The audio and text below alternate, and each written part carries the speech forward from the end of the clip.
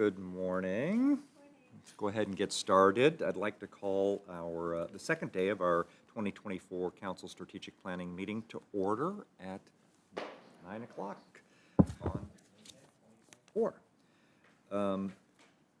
We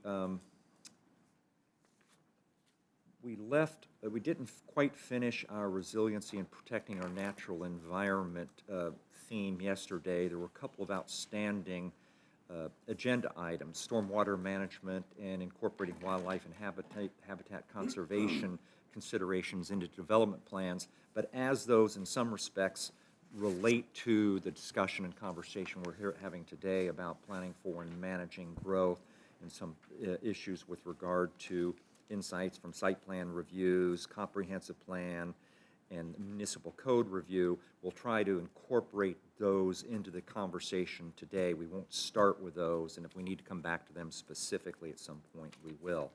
The idea is to work through this theme and then leave some time after lunch. Yes, sir. Before we start with this, I went through my notes last night and couldn't really entirely correctly recoup what decisions we made about certain topics. So I wanted to briefly make sure we are all on the same page. So do you want to do that now, or I was thinking we would do that at the end, but we can certainly do that now. If you want to recap, it's fine for recap. So the first one was about the EMS vehicle. So we heard a lot of data. It did not really change my opinion about that we have a problem here, given that even for Alpha, Beta, Delta, Bravo, and whatever, with 12 to 15 minutes average response time, that is just not acceptable for us, is still my opinion. So, but I wasn't really sure where we left it off. Are we now pursuing to discuss with the county? Because also they said, given their budget expansion, that's promising, but they also made very clear that there are at least 2 other locations that they prioritize over us, right? It was Watmalar and something else, I don't remember. So that means for, the foreseeable future, we are at the discretion of these volunteers and off-duty people to be on the island, which was like a 60% ratio or something that I think Stephanie mentioned. So 40% of the time, 24/7, we are without a service on the island. We certainly have this 24/7 station here south of Kiowa Plantation, but I wasn't really sure where we left that off. What was our decision? I know that we asked them for more data, but I don't recall that there was a decision made by us what our next steps will be to resolve this problem. There was no decision. We actually couldn't make a decision, but I think where we left it was to continue to gather additional information. My recollection of what the chief said was that their staffing was about 68% for Station 6. And then I think what I wanted to better understand, to your point, their 5-year plan, they would say fully staffing within the 5 years. Get better information about what the current allocation of their resources is and what their time frame is, and get a little more granular information. Get better information.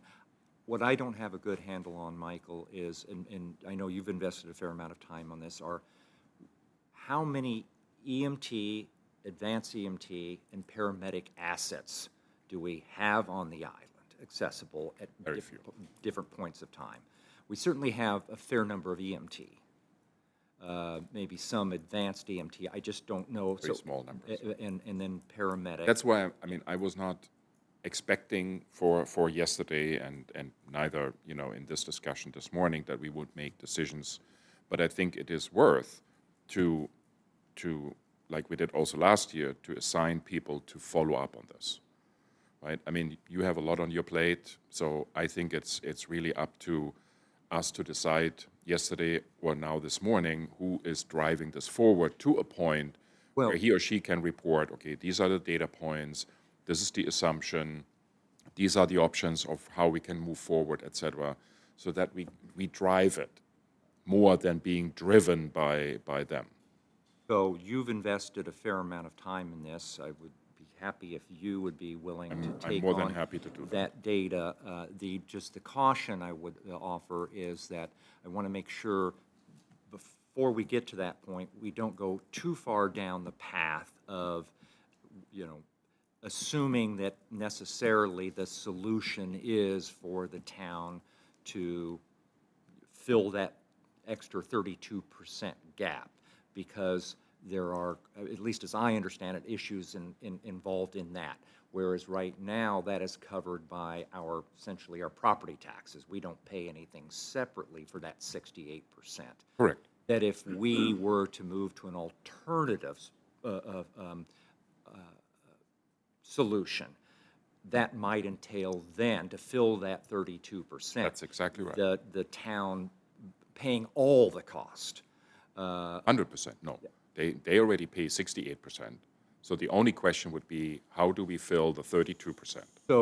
Us So that, MUSC. that's where I had some slightly different feedback on exactly that issue. So I just think we need a little bit more clarity around that. What was conveyed to me as we went down that path, if we were going to have a dedicated resource outside the ordinary budget process and the allocation of resources, that if we were to have a contract with county EMS, in that case, if it were a contract, then we might be obligated to pay the entire cost of the service as well as the cost of a new vehicle. That would not So- be my understanding. And that was, Well, yes, but yes. at least preliminary, that's not what they requested.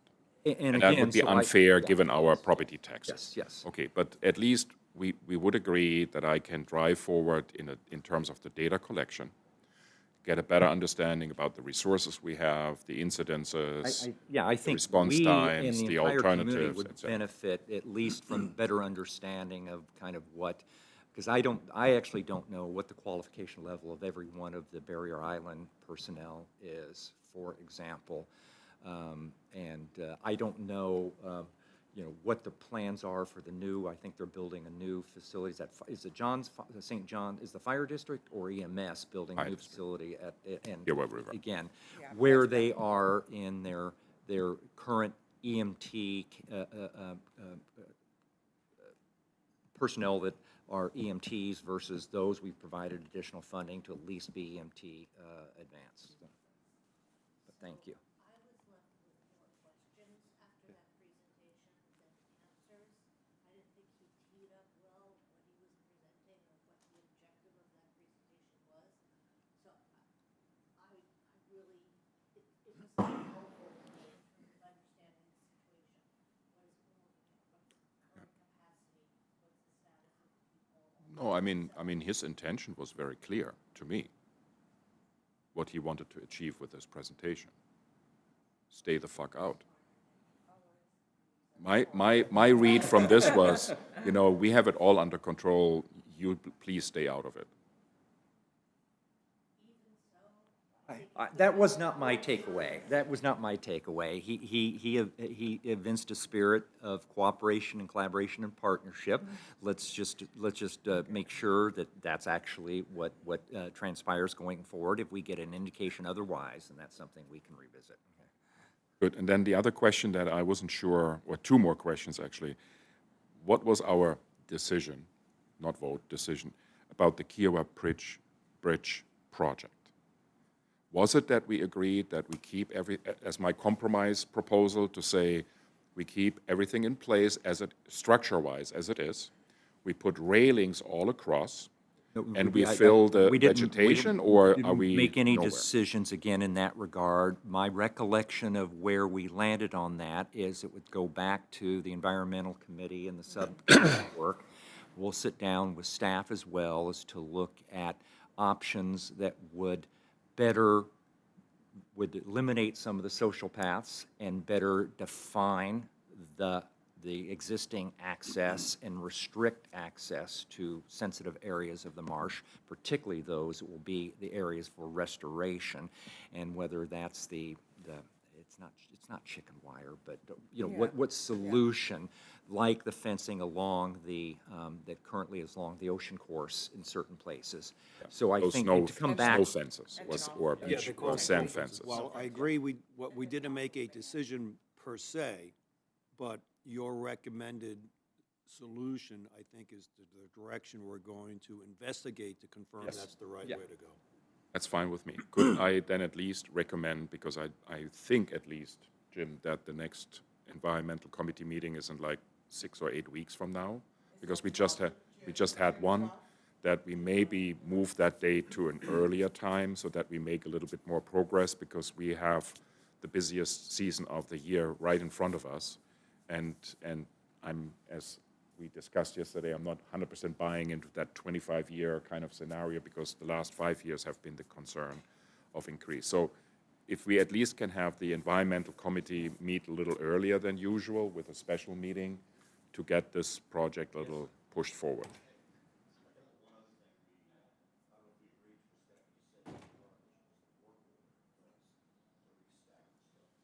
Yeah, Yeah, that's, yeah.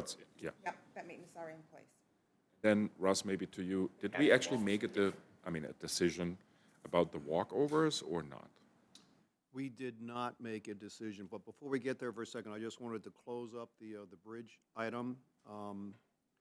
Our ordinance 2022-05, with respect to commercial vehicles, does not allow them to stop, stand, or park. It's not Correct. just parking. No, It's no. also stopping and Absolutely. standing. So I don't know well, Brad and I were discussing this morning what we're going to do to enforce that, and he has ideas of how to schedule time for the code enforcement individual to go down that road. But that message that these tour groups who are stopping and standing to unload has to get out, that they're no longer going to be allowed to do that. Correct. They should have never been allowed to. They should have The never base case. been there, because that part of the ordinance is very clear. It is. It's yeah. Very cut and It dry. says not stop. No stopping, stand, or standing, park. waiting, Right. parking, etc. It's clear. That's not even vague, yeah. Correct. Okay, I'm sorry. Go ahead.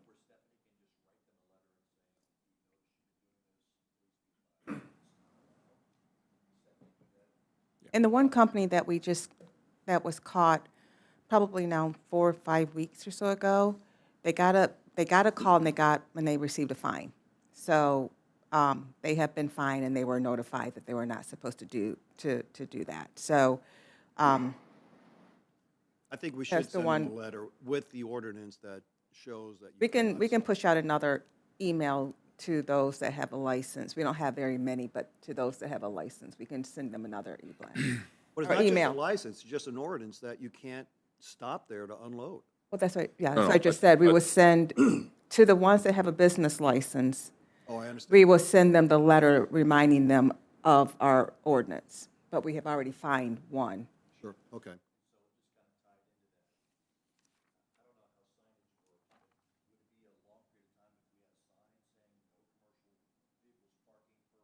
We have a sign already up there. Yes, several. There are several signs. I don't know if we reference our ordinance, 3 or but 4 we of do. them are out there saying no commercial parking. Now, I'll specifically reference the ordinance, but it says yeah. All right, so Michael, and then the walk. Oh, and so the walkover. What was our final conclusion? Because I went through my notes and I didn't really What see anything. That I have typed here is that it was going to go back to the subcommittee for conversation and discussion. Was there more that I need to add to that, which is the environmental committee? Was there more? Well, what we discussed was that the ARB is not, would not approve those roll-up planks that Luke and I discussed. What we were contemplating was that they could be considered temporary structures, which then would be allowed, I believe. No, they would not be, they would have no authority They to would not be a approve. structure, but they would be, all right, they would be temporary. So I think we need to investigate that to see if that would make sense or that would be enforced, not enforced, if that's. The whole what we thing would is do. now also back in the bucket of the environmental committee. Right, correct. Even more would Because they would be able to require add us to those do rollover things. this meeting and all more that. timely than next month. Okay. All right, but on that vein, though, we also didn't discuss what to do with the private homeowners who have made cuts right through the dunes, like I showed in that one photograph.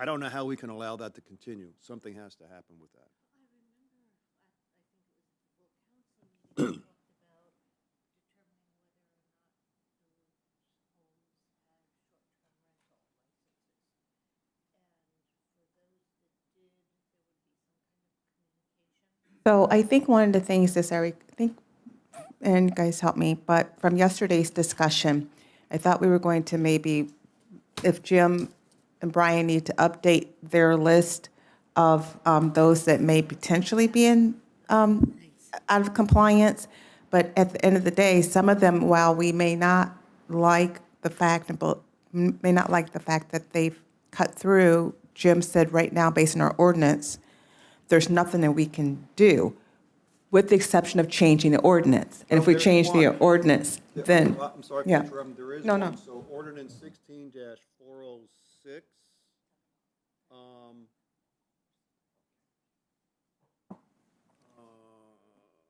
Where'd it go? Okay, but But it says, I'm sorry, so I'm not, I can't read it because I can't find it right now, but I'll paraphrase it. It says, you're not allowed to destroy vegetation. And there were those couple of photographs that I showed yesterday where there's clear vegetation destruction that was occurring. So that already falls within our current ordinances. But again, I mean, I don't want to reopen this whole discussion. I just want to make sure that I had the right recollection, and we all have, that this is now also, again, back with the Environmental Committee to discuss and then come back to council to propose whatever ordinance changes are necessary.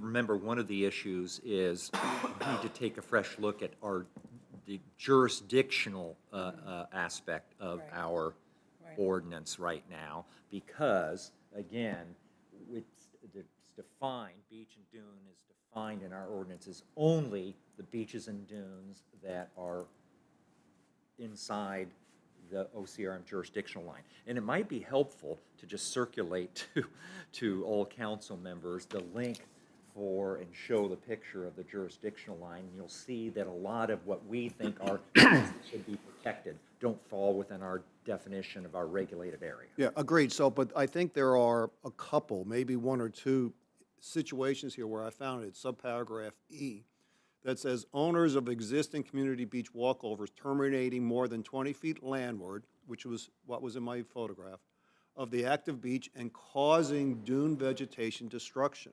And that happened. So I'm saying there's a handful of these situations where our current ordinances already apply, and it says that we have to then notify the owner within 30 days, and they have to mitigate it. So We can that look in- already exists. But that's also, so some of the photos may have been private, so this is community. No, this was for, So the section said owners of existing community, so that's not private. Yeah. Anyway, so, okay, we are clear on this. I just wanted to clarify this. Thank you. And Jim, if you could forward to all of us the current status of the changes to the ordinances, and maybe you can also copy and paste every ordinance that we have about this matter somewhere. Not only those that you have changed, but also those that, so that we all can contribute to Madeline for her next meeting. Okay, thanks for the clarification. Mike, thanks for bringing it up. Yeah, I'm glad we didn't let that go. Before we pick up on this morning's theme, I'd like to adjourn for 5 to 10 minutes, please. Thank you. And I'd like to speak with each of you individually. Just Michael.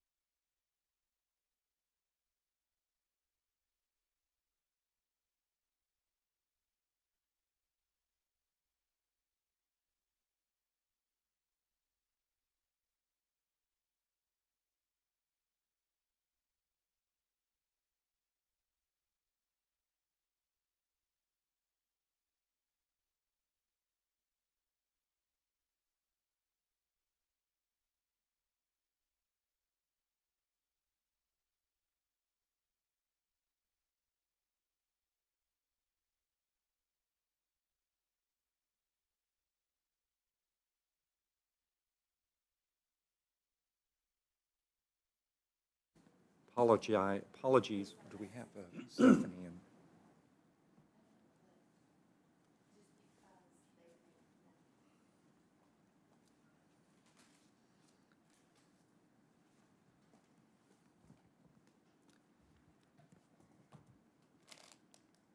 Thank you for everyone's patience. We'll return to our theme for today, planning for and managing growth. We talked about, this one starts off with data analysis, and I was thinking about this. It seemed to be one, this whole area of planning for and managing growth was one where we needed to have a better handle on data information that pertains to island's growth on the island and off island, and that's number of dwelling units, that is traffic patterns, usage at amenities, et cetera. And I know the Planning Commission has also been looking at many of these issues as well. Maybe they've collected a lot of data. I think institutionally as a town, we need to have more information than we do now and able to make informed decisions about how to address, road improvements, and additional enforcement needs, law enforcement, fire and police, EMS, et cetera. What we do know is that there are approximately, based on KRE data, 4,800 dwelling units currently on the island. What we do know is there are the number of building permits that have been issued, both for new construction and renovation.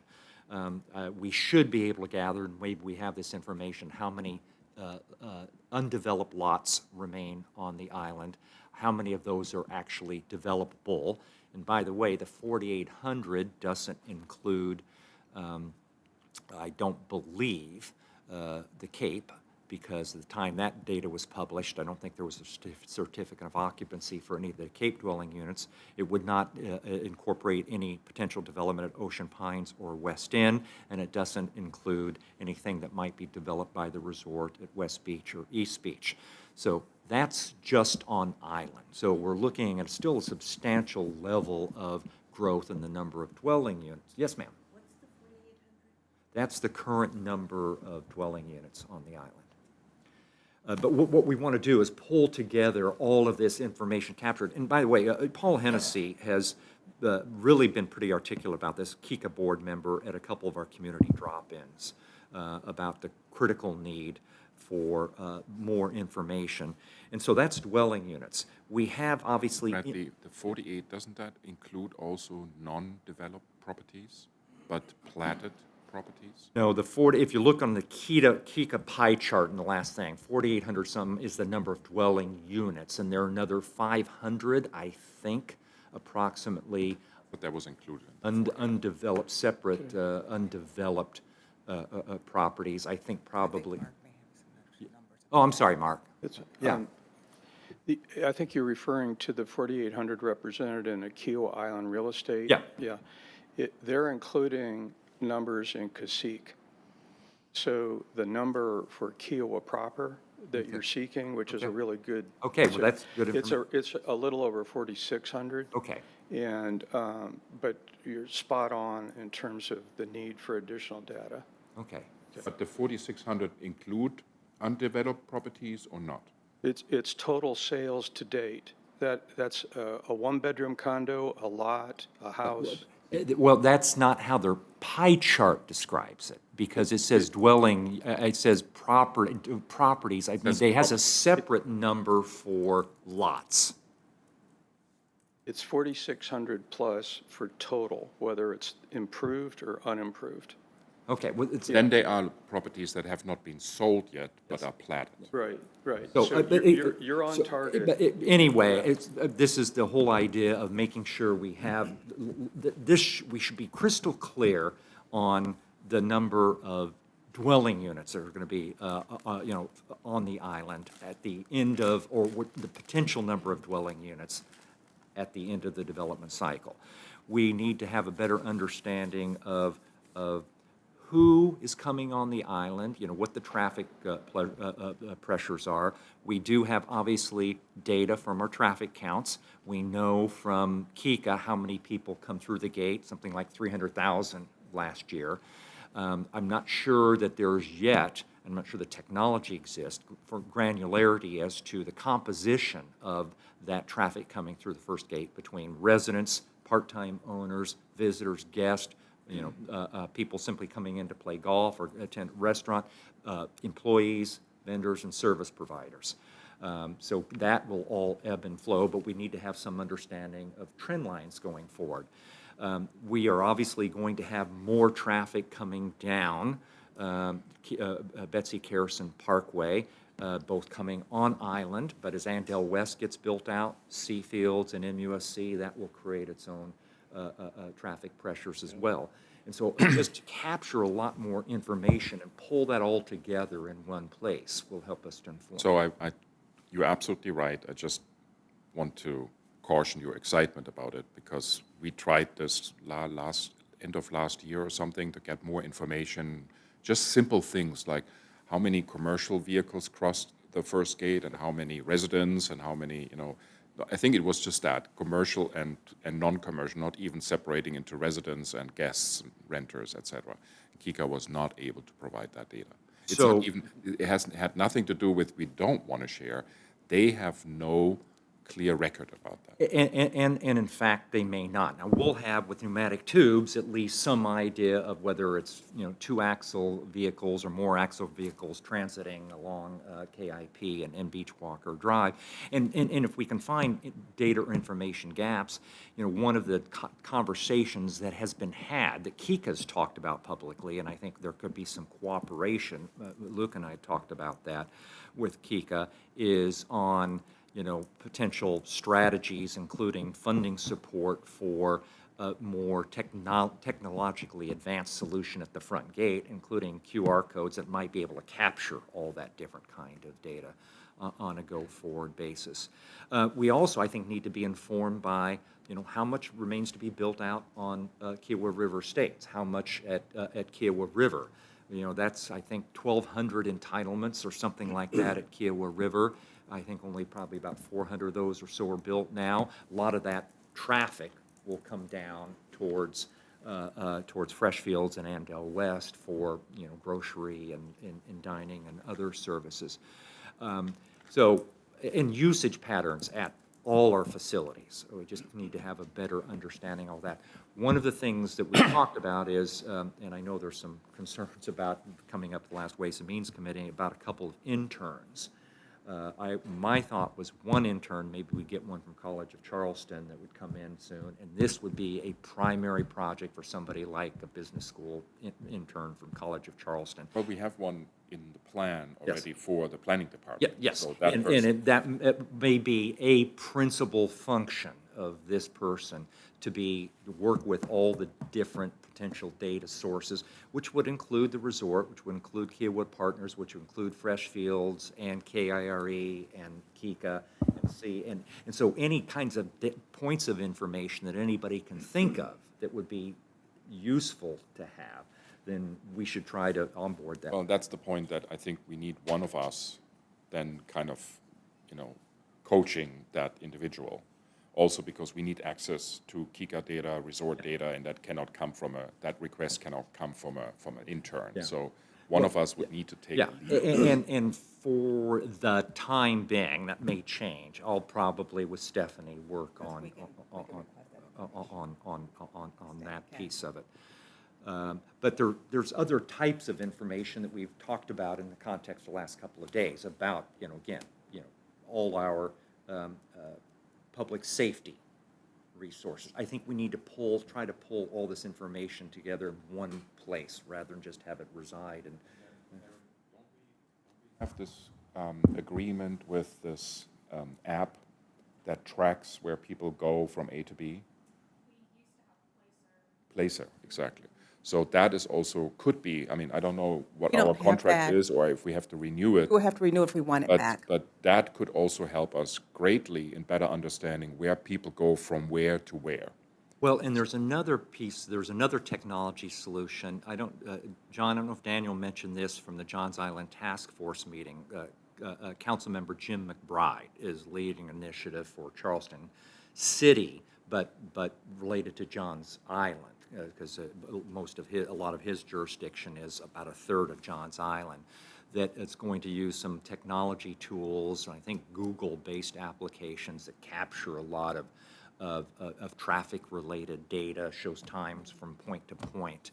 And I think he has an intern from the council that working on something like that. I don't know if Daniel had mentioned that from the... I'm sorry if you guys are going to have to speak in the mic because no one can hear on the live stream. Thanks. No, yes, that, and additionally, more so looking at our GIS capabilities, expanding our GIS capabilities that would fold into that. So yeah, we're aware of that. So that was just kind of one of the keys that a lot of things we'll talk about, particularly as we try to plan for, 5 to 10 years forward, relates a little bit to things like, and I had a discussion with a couple of folks about, the condition of Beachwalker Drive itself, which I believe has never been Yeah, as far as I repaved. know, it hasn't. And is beyond kind of standard useful life already. It's going to have a lot more traffic on it and will continue to deteriorate. At what point do we need to consider, based on traffic patterns and usage, replacing or repaving that road? We have repaved KIP. Mr. Mayor? Yes, sir. All of this whole topic, this data request, enhancing the data, planning for the future, is part and parcel to the comprehensive plan that the Planning Commission is working on. So it's fully supported in the comprehensive plan for the same reasons that you enumerated. We need to have that data so we can properly plan. And it may be that the Planning Commission has already captured a lot of this, and obviously then that would be extraordinarily helpful, but if there are things from the administration standpoint we can do to supplement the work of the council and the work of the Planning Commission on this stuff, that's what we want to try to do.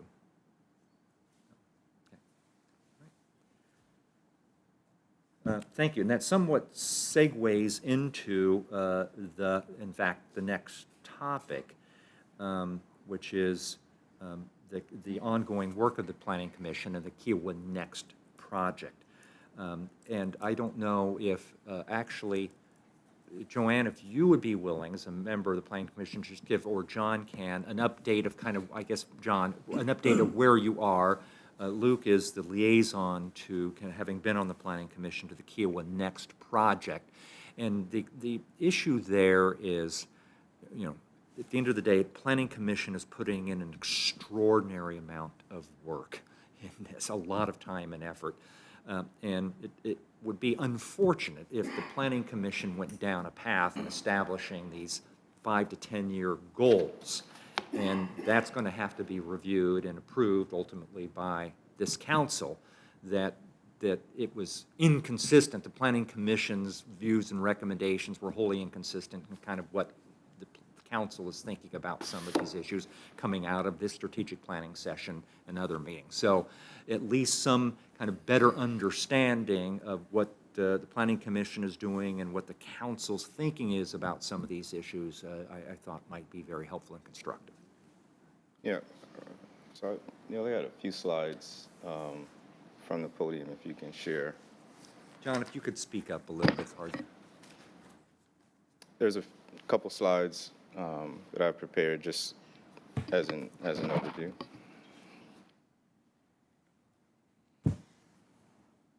So where we are today, the Planning Commission is working through actual text draft form of the comprehensive plan. Kiowa Next is the brand that we partnered with LS3P and Kimley Horn as our consultant team.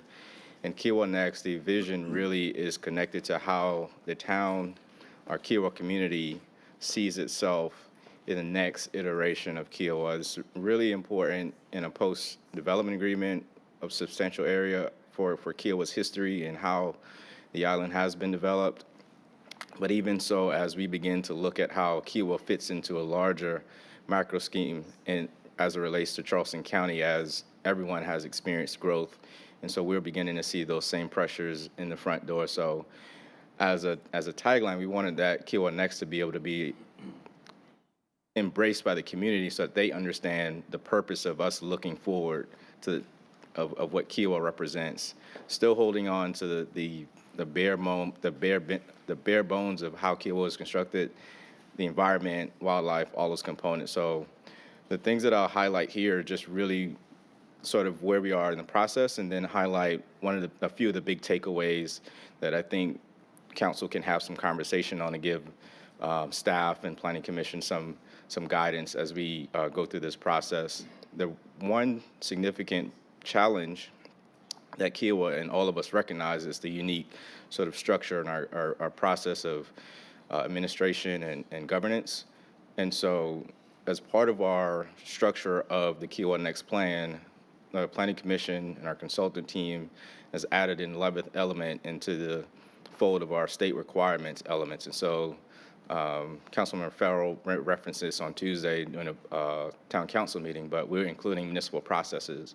And that particular section is really to inform the community of really how all of these entities work together, but really sort of understand where the purview begins on a number of different components of public safety, welfare, and health for the community.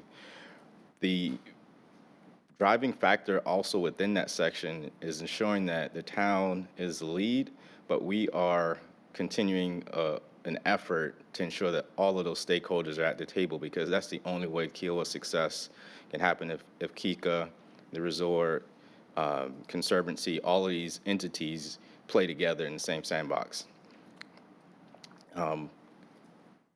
Once we get to the actual plan, there is a significant focus on becoming more resilient. So this isn't just thinking about the environment, but how is from a public safety standpoint, from an infrastructure standpoint, how do we begin to become more resilient as a community? And so every element or goal has some tangential relationship to how we become more resilient.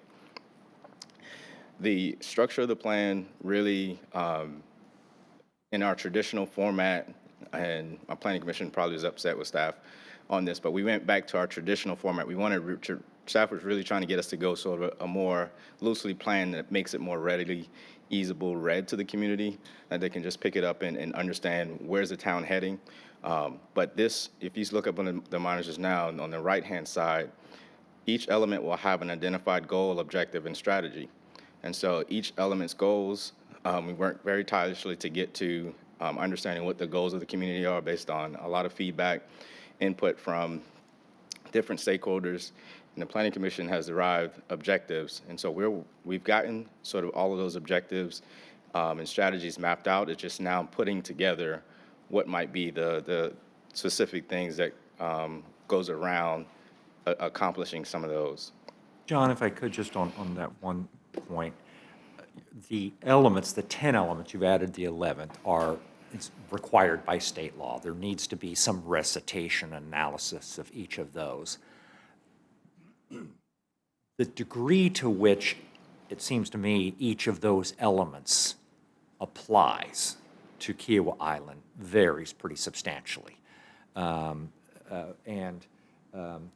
are, community facilities. If you talk about municipal facilities, there just really are very limited. We don't have much land. And you could talk about some of these other issues as well. So how was the Planning Commission thinking about that? We don't want this to be, and I assume it's not just a check the box exercise, but to step back, and even before you deal with each of the elements, what you have to do, you have to report on kind of what the overarching vision is for Kiowa Island, wholly separate from these component parts. The forest for the trees. So that pulls into that what we recognize as part of that municipal governance structure, like really using in the term that you'll see in the plan is called the Kiowa Alliance. That means all of our stakeholders are beginning to truly be aligned in understanding that when for example, you mentioned community facilities, we know that the town has very limited as far as actual buildings, those types of assets, but community facilities there's also an element of infrastructure. There's also an element of public safety and and when we look at our contracts of who provides service to the island. So whether that's electric, our connections with KIU and water and sewer, the town is still sort of that medium that those things funnel through. And so our relationships with those partners are key to success for Kiowa. In addition to when we think about amenities, one of the things that we recognized early in this process through our feedback is that the amenities for Kiowa have been stressed or overtaxed. And we keep hearing that regarding golf tee times, clubhouse usage, those types of things. And so we can't make that decision for the resort, say, hey, can you build a new golf course or can you expand your facilities? But as a community, we recognize this is a need. And so how can we ensure that as council members, that when you are having those conversations with those elected bodies and those other groups of stakeholders, ensuring that they tie into our plan. So one of the things that we want to ensure happens is that the goals of KICA, the goals of the resort, are somewhat identified in our own plan, because now we're on the same page. Hopefully that gets to a little bit of your question of how each of these elements separately relates.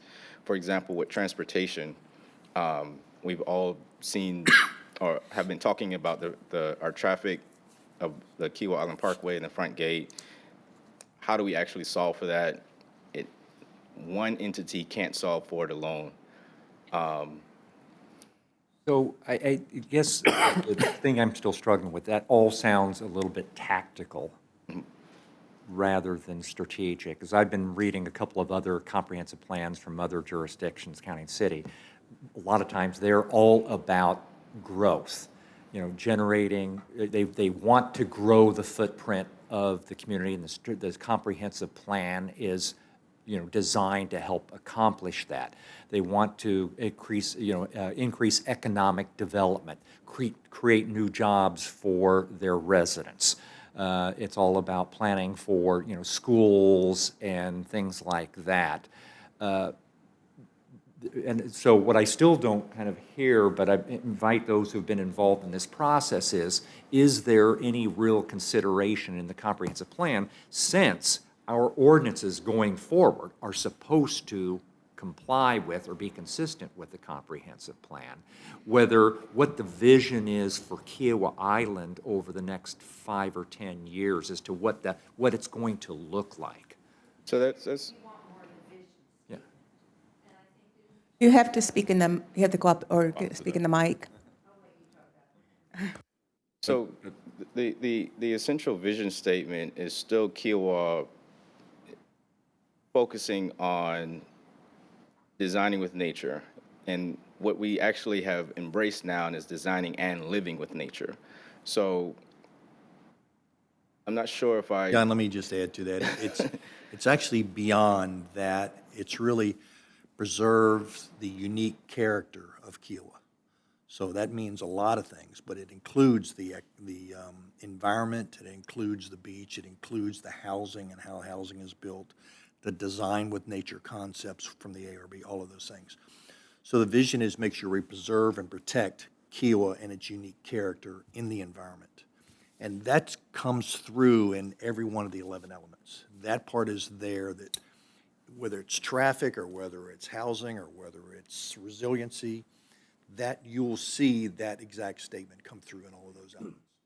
So I second what Brad was saying in terms of, we have to be very careful, how we go through these 11 elements, because we are so unique compared to others, right? I mean, I remember, a year ago, I was reading through several of these comprehensive plans, and there were so many areas that I clearly said that doesn't apply to us. But let me ask you this, if that's possible, John. So when you talk about your goals and the objectives, I think was on the next slide, your 3.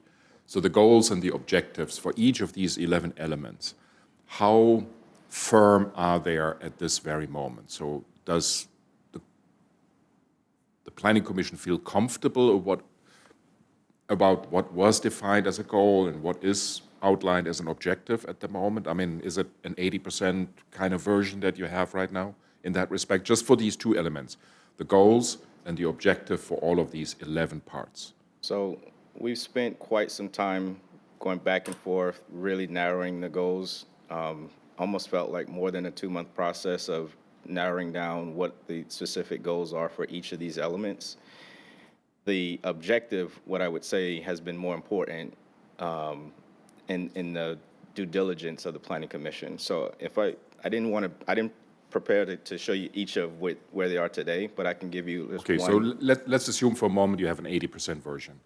I would recommend that you actually share your mission statement and the goals and the objectives for each of those 11 elements with each of us so that we can also provide input, right? Because if the goal is something that doesn't meet the majority here in this circle, then you guys are spending a lot of time and money on clarifying based on that goal, and then it comes to council and we're saying, maybe that goal wasn't absolutely right. So I think if you are now at a stage, where you feel comfortable, just have us review it and provide input individually. I'll work so with that, our liaison and that we can, have an influence before it's too late. I'll work with Luke as liaison and That's provide that. But I think that would help us to better, understand where you guys are, but also provide input to make sure that the goals and the objectives are really, where we want to go with all Maybe of the it. only thing I'd say is we wait till after Tuesday's workshop, because then Yeah. we'll have gone through all 11 of them That again. was primary. I wanted us to really go to that full flush before we. That's before- fine, just in yeah. the next 2 or 3 weeks, if you guys can share that with us, I think that would be very helpful. Okay. The only thing that I'll add, and this maybe hints to some of the thought patterns around some of these centered discussions that have created a lot of dialogue.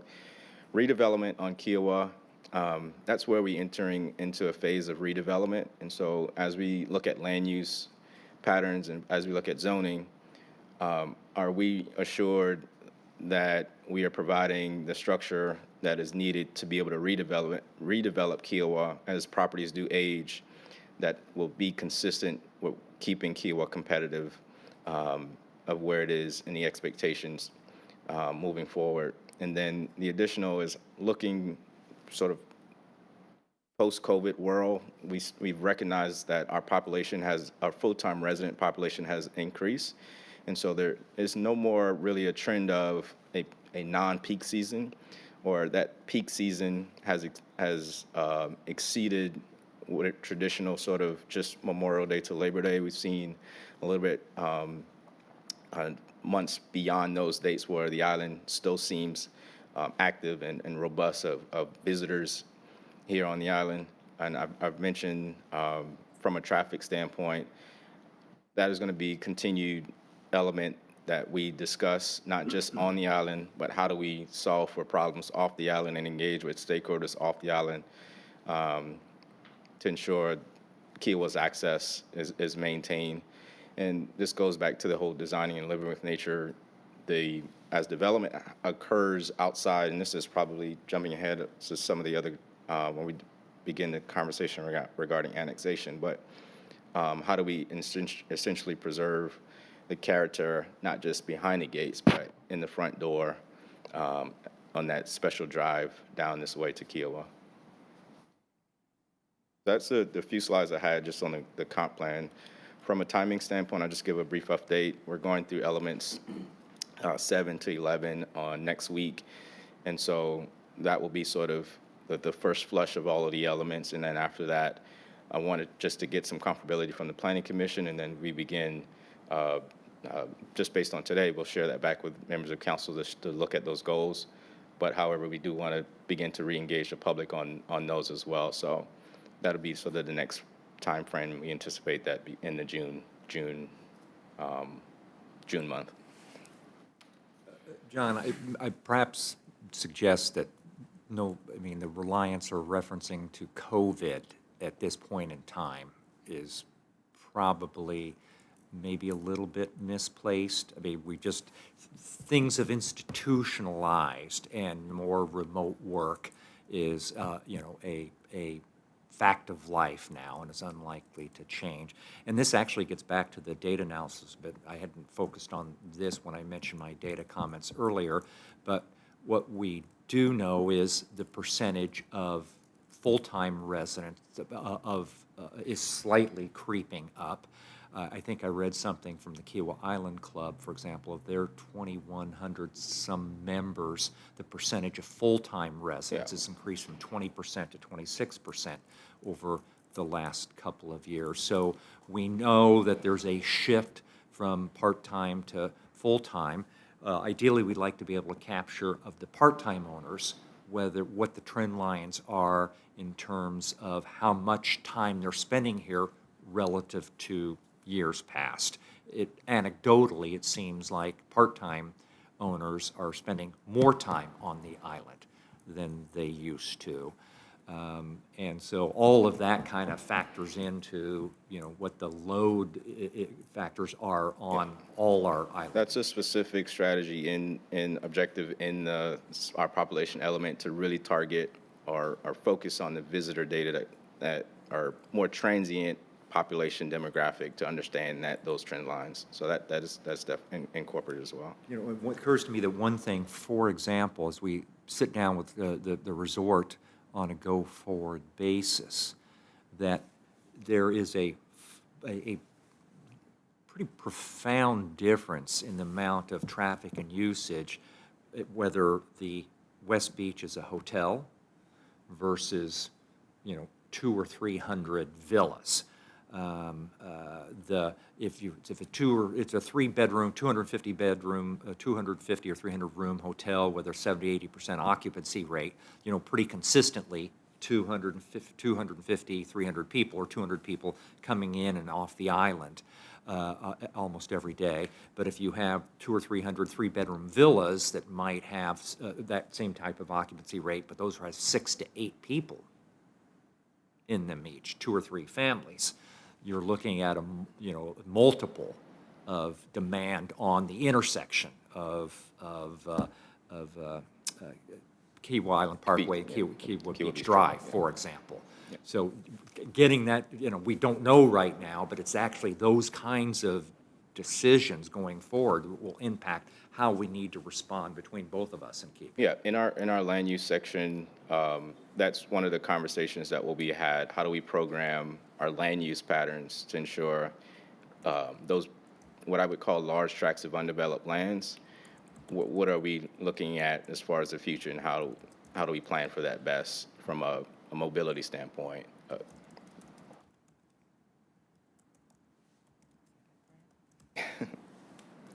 sorry. He was responding back to you. Oh, my apologies. Yeah, I think Yeah. that's, Okay, I think you're on yes, track, John. thank you. That was really all for the comprehensive plan. I mean, was there other questions that generally regarding Kiowa Next? Well, I'm curious about, I know one issue that, I believe there's one issue, for example, this kind of bigger vision of where we want Kiowa to be, considerations of things like the UGB, whether that's factored in here. I think there's strong support from the council about strengthening. It's included. Okay, strengthening UGB. so- And I know there's been some conversation about kind of annexation policy going forward, whether in fact, some communities, again, want to annex in order to grow and to increase, economic development and economic revenues, whether that's the strategy that, is going to be embedded in the comprehensive plan, or we might want to look at annexation as an opportunity to create buffers to protect our natural environment and enhance resiliency. Yeah, Mr. Mayor, again, I think you're going to find, at least I hope you're going to find, that in all the elements, it's still going to come back to that preserve the unique character of Kiowa. And that's explicit in our annexation goal. It's not, the growth goal is, and I agree with you, I've been at Charleston County Planning Commission meetings and read other comp plans. Ours is about managing and controlling growth, not stimulating growth. Managing and controlling buffers, the environment, the wildlife, the habitat, the canopy. You'll find that paramount, if not explicitly, at least subtly, through all these goals. So I hope you'll be pleased. No, just But that's the intent. I'll add to that. Early on, that was one of the things of regarding our growth. We recognize everyone's growing in our region, but for Kiowa, there's no directive, or at least any thought that has been communicated for us to just expand our municipal boundaries. And anything that we would foresee regarding expansion of our municipal boundaries would be either project dependent, evaluating that individual project, or creating what I would have listed here, that last bullet, is community compatibility. So really ensuring that there's the same unique character that Kiowa has. And I can go, I don't know how level of depth we wanted to go into this. So these were a few slides that I prepared when we did do an annexation sort of analysis beyond just fresh fields. So this particular slide just shows fresh fields and the amount of area that's in unincorporated Charleston County. This particular slide only is really looking at what I would say town council should have a thumb in understanding, or planning commission should be understanding the land use patterns that occur or potentially would occur on those large tracts of land. We know Andale West and what those square footages will be, but those beyond that is what the conversations of what the next part of this phase is, really understanding, because those ultimately will determine the impacts of our Kiowa Island Parkway, which is the spine and entrance.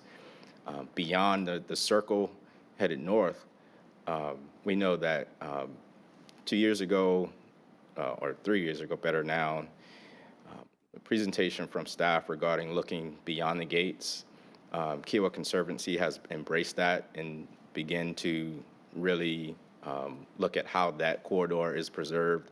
And so that all plays into the town's ability to essentially buffer from development, significant projects. We won't be able to essentially stop development projects, but the idea is to really coordinate and best to keep that character. And so the strategies behind that include setbacks, are taking our landscape and theme architecture and design standards, how do we ensure that that can be mirrored? So through the plan development process, any proposed plan developments, ensuring that those landscape standards are similarly applied to any future development, whether they're in the town or not. So in working with Charleston County, those are the conversations that any of those proposed projects have. I'm asking, hey, what are those standards? What are those buffer standards that are particularly along the corridor of Betsy Carson as we approach Freshfields Roundabout?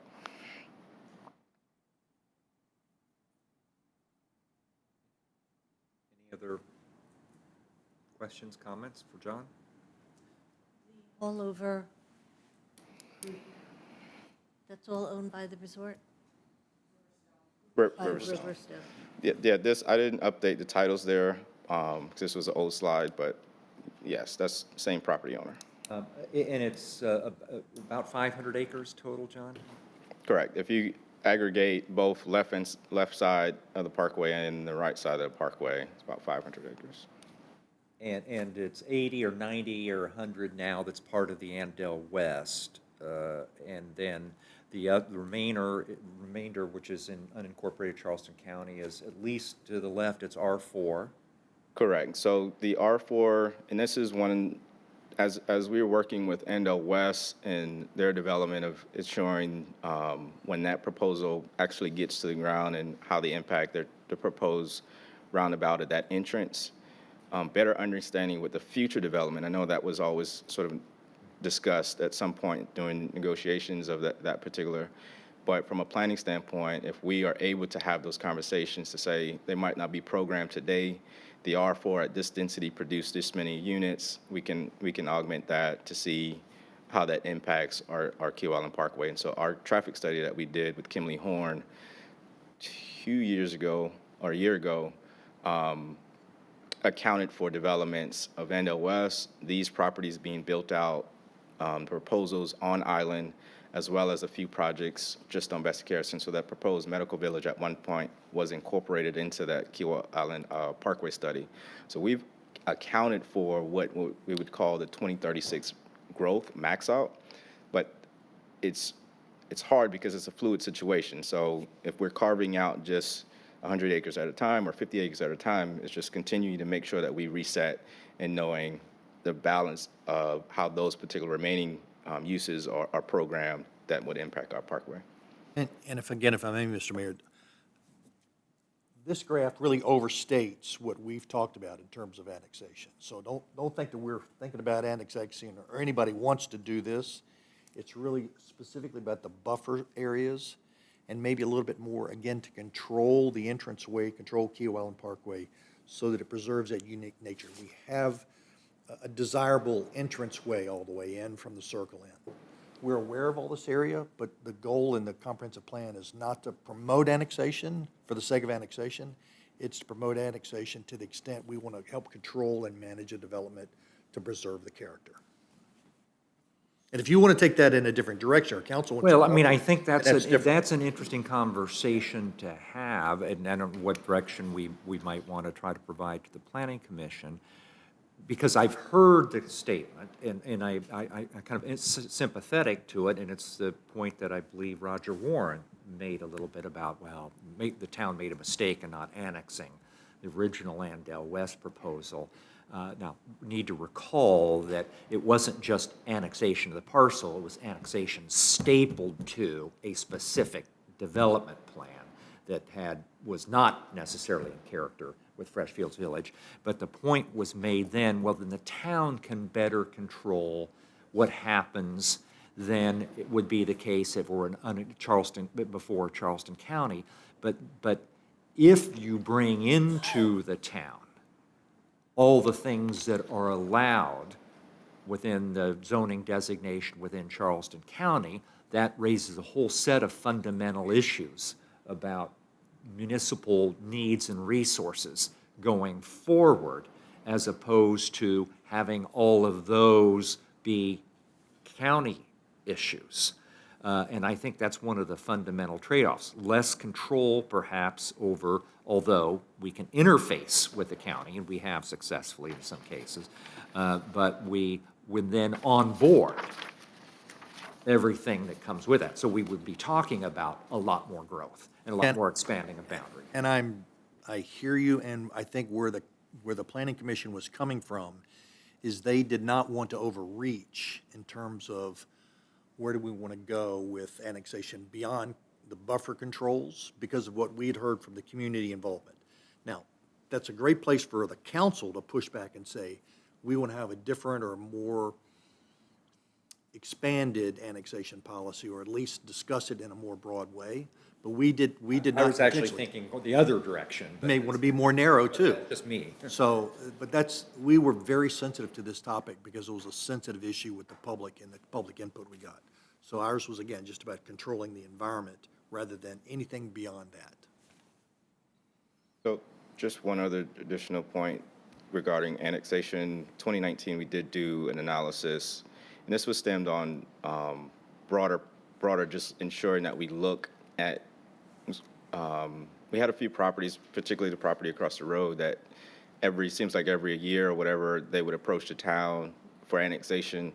So what we did is just conduct sort of an annexation sort of analysis and seeing how that would impact our town from a public safety standpoint, from a financial standpoint. And so we explored Johns Island, unincorporated, the areas just along Betsy Carrison here, sort of short of Camp Care Road, as well as the areas that were noted that are in the portfolio of Riverstone Properties, beyond Freshfields, and Cacique as our donut hole, if you will, for Kiowa. And so each of those three sort of planning areas incurred a somewhat of a different approach of how it would impact the town. The few things that I'll share is from a financial standpoint with Cacique, there isn't any potential gain because that area has been already sort of developed. There's a few more parcels to be built on, but the impact from a financial standpoint, we would, based on our models of our solid waste fees, collections, we would be augmenting that particular plan development area. When it comes to the others, Public safety was the number one, not number one, but at least an additional concern of the town augmenting services to ensure that we have the right coverage if those areas were annexed. And so this is a whole broader scale of us even now tying into our public safety conversations that's in our resiliency section of our comp plan. But just to let you know, I'll share a copy of that annexation impact. I'm working on just updating it from 2019 based on some change parameters, but we've looked at that as a town previously. And so some of those things here, I think, will be the same. Nothing has changed from a land use standpoint. The final incorporation that you see here that's listed on the screen is just the urban growth boundary. And so this is actually incorporated into the comprehensive plan as now we've embraced it as a town to be able to support the urban growth boundary in its current location. The unique thing to recognize as if we do explore these standards and design elements of looking beyond the gates, to the east, everything sort of in that yellow color sits within the urban growth boundary. Everything to the west, it's outside the urban growth boundary. And you can see based on the zoning under Charleston County that R4 versus, or urban suburban mixed use versus agricultural residential, that's the unique challenge that Charleston County actually wrestles with. And that is a conversation I think council really should be having with our elected officials, with the county, to ensure that as development projects incur, just because it sits on that line doesn't mean should it be properly maxed out in the urban suburban, particularly on that east side of the urban growth boundary line. So hypothetically, the medical village that was recently proposed, although it is a use that would be compatible with the future land use map, at its scale, is that appropriate? Because when you look across the street, the land use pattern is residential agricultural. So those are the types of things from a planning standpoint that regarding urban growth boundary that I want us to be in to have better dialogue around. Mark? Yeah.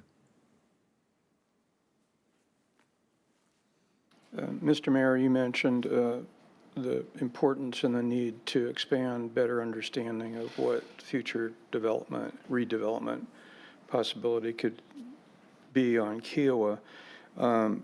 I mentioned in one of the planning retreats dealing with the long-range plan that the classic private sector assessment, which could be done in a couple of days, the modeling that is done, quite frankly, is you take the entirety of Kiowa, you have a good understanding of what has already been developed, but you also evaluate future undeveloped areas or the possibility of redevelopment in certain areas. And the classic modeling is the difference between evaluating what's possible technically and what's probable, because we know that a piece of property has wetlands and a variety of other things. The zoning might suggest X, but we all know that the more probable is something else. But it doesn't just stop there. A classic assessment would be to test not just what's possible, but 3 different cases where you have an intense case, a moderate case, and a least intense case. You learn something with each one of those to develop a preferred, or not necessarily probable, but a preferred case. And quite frankly, Kiowa could be, that assessment could be done really quickly in terms of the math part of it. And then on top of it, you could have perceptions of market range, historic patterns of pace of development, and so forth. My only point here is this assessment that you're talking about, I think, is very important, but it can be conducted very quickly in terms of a level of understanding of what's possible and what's probable. The focus has generally been, over the past couple of years, the remaining parcels that Kiowa Partners have, which are modest in count.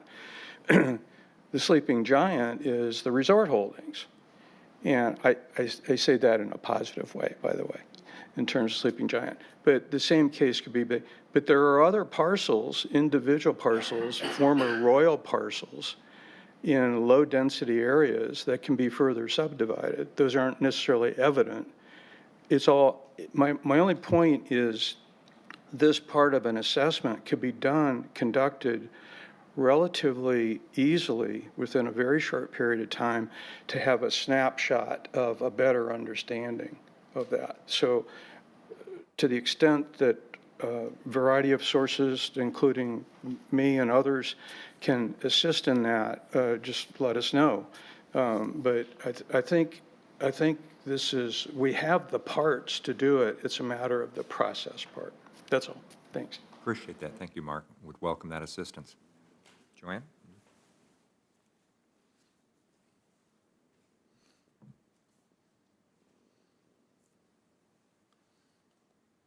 I just wanted to say that I think all of us working on the comprehensive plan are very conscious of the vision that we want Kiowa to maintain its natural environment. We want to develop, to live in conjunction with nature. We are not typical, other plans I've worked on, we are not looking to grow. We do not want to grow. If anything, we want to limit the remaining growth because our island's infrastructure is stressed. Our amenities are stressed, everything's stressed, traffic, and we have one road in and out. So I think our plan is to do what we can to limit growth. And we're very conscious of the wording of the document because we realize that every application that comes to us has to be consistent with the town comprehensive plan. That's a line in all of the applications. So we're going to be very conscious of the wording that we use there. I personally value the input of the town councilors. I think, honestly, you should have been involved a little sooner in the process because you are the ones that approve it, and we've put a lot of work into it, and it doesn't make sense if it's not in the direction you want. So I think we should get you the information as soon as possible, and I think we would all appreciate your feedback as soon as possible if there are any areas that you think our direction is not correct. As for annexation, I think we do want, the buffer. We're working on the wording. I think personally, any annexation should be to protect Kiowa Island, not to grow it. I think to your point, if we were to annex areas and there was to be, for example, more housing, all of a sudden, are people going to want schools?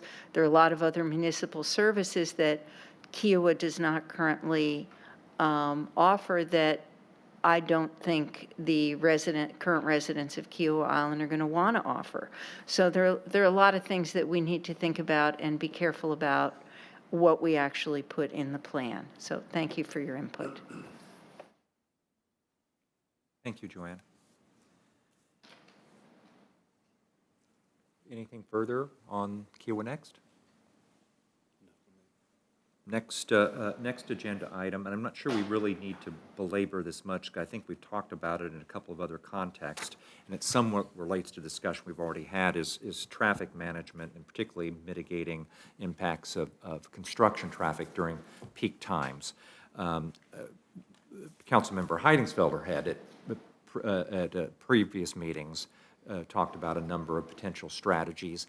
At least as of right now, it appears that what we've put in place at the front gate is working reasonably effectively. We need to make sure that we kind of stay on top of that from a traffic management standpoint, not just in the morning, but potentially on weekends and peak season, and also in maybe Friday afternoons coming onto the island.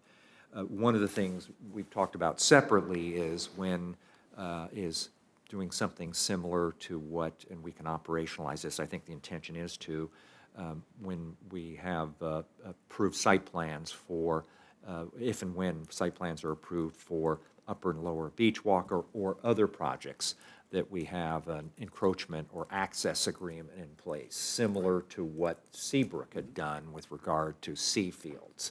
And I think that is the intention, and we've discussed that with staff. But if there are other issues that council members want to raise or have any questions about any of that, we can certainly talk about that now.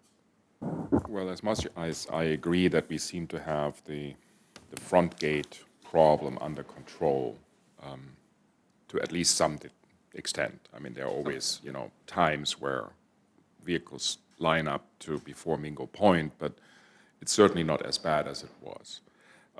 But at least from my point of view, I don't measure the traffic problem only by the length of vehicles lining up in front of the first gate, right?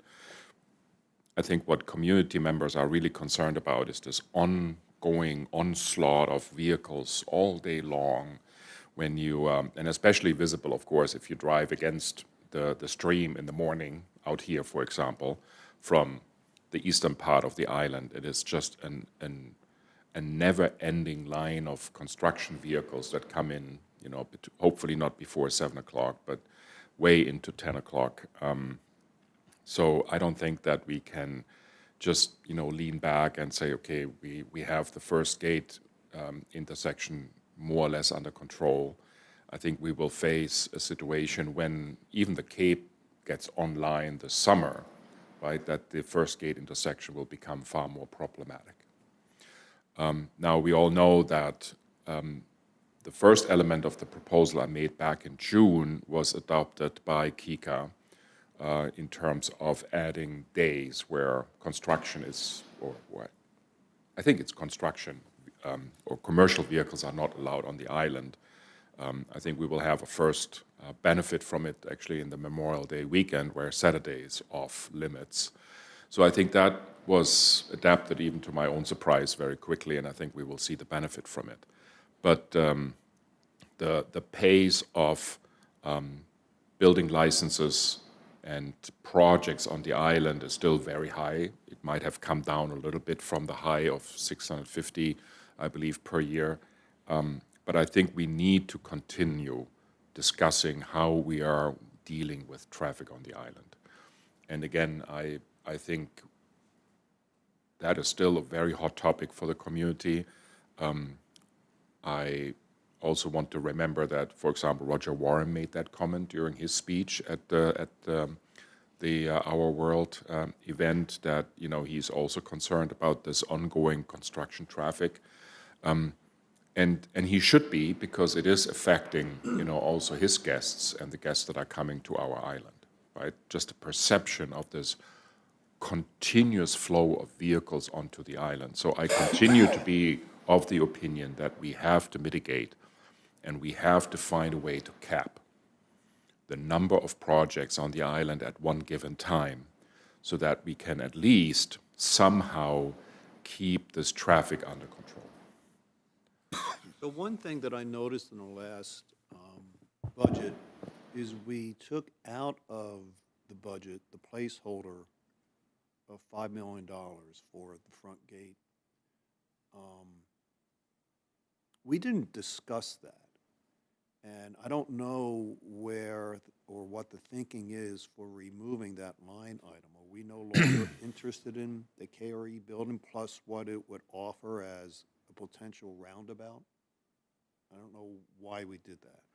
Well, that was a discussion we had months ago, and I believe the former mayor decided to not redo this, which I supported because it really threw off all the comparable numbers a little bit, for the 23-24 budget compared to other years. So without really the benefit that he might have had in mind when he put it into the budget in the first place.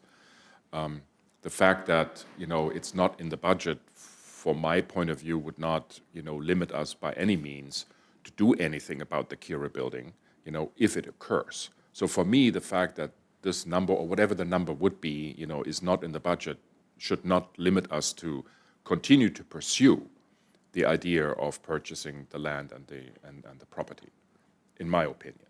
Because if it occurs, we have enough means of pulling funds from the appropriate, accounts to do that kind of purchase. We do, because every study that we've looked at that does not involve an individual managing traffic himself or herself at the intersection requires the purchase of that building. Yeah, I mean, portions of it. Yes, I mean, the solutions presented, and I'll put solutions in quotes from Kimley Horn's study, would necessitate additional land beyond what the town already owns. Yes.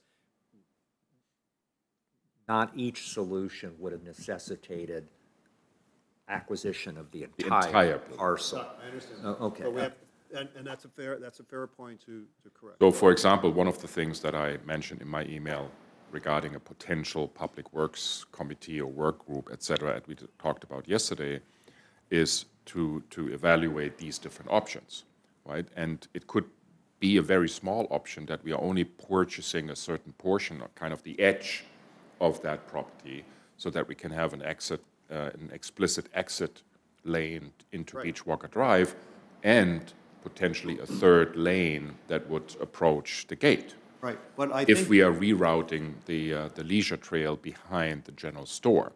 but there was an There are a lot of analysis- different alternatives we need to push forward, and not just sitting here.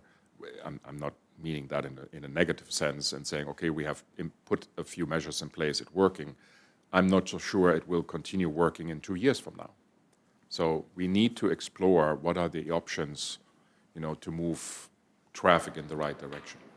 Because from a cost-benefit analysis, I didn't really plan to get into this. I even think the mayor brought this up. It may make more sense to have the minimal cost of a traffic control officer in the mornings instead of the entire expenditure for purchasing the land and all that construction. Well, I mean, let's kind of break this down into separate parts and uses. Is there inherently at some reasonable purchase price, would acquisition of that land by the town to own and control that piece of property be a potentially useful thing to the extent that the current property owner would be willing to sell that? I would say yes, wholly apart from the issue of whether or not a traffic circle turned out to be the right solution. It gives us optionality. You could also perhaps envision simply using that current KIRE building, again, to the extent the property owner is willing to sell it, as a community facility that we've talked about the fact, and I think this is one of the things in the comprehensive plan, is we're lacking community facilities, particularly the town, but the community as a whole, because they only make everybody come over here. And if you had a visitor center there and a community meeting room and a coffee shop or something like that where the community could have meetings, that might be something that would be beneficial. Or another gym for the community. Or something, something along those lines. So that's certainly something to consider. My recollection, and you need to go back and look at the study, is that it was a fairly high cost just of the project itself, wholly apart from any land acquisition. And my recollection as well is Dylan characterized the operational benefits as being modest. And that he said, what's that? Well, they use a scoring, but it would he thought it would be an improvement over just the current intersection, although they didn't take into account at the time the traffic control officer, which may be right. But one thing Kimley Horn has said it every time is the real issue. You can't, a traffic circle won't fully solve it. The real issue is the location of the gate, so close to an intersection. And unless it's either move the gate back, he said, even further into the island, which Kika has no interest in, moving the gate off island, or at the very least, reducing the cycle time at the front gate. Right, All of those are different. So how do we address, because that's a Kika issue, and I know we all, including myself, have had various discussions with various Kika individuals, and That is one where, Kika is, the question is, can we kind of formalize? There've been these conversations, but can we maybe formalize a project around that? Ultimately, gate access is controlled by Kika, and there's not much the town can do that in that regard. But is there the possibility of using tax funds, for example, to enhance the visitor experience and come up with new technology solutions? I don't know. You know, that's been suggested, and that might be something worth exploring.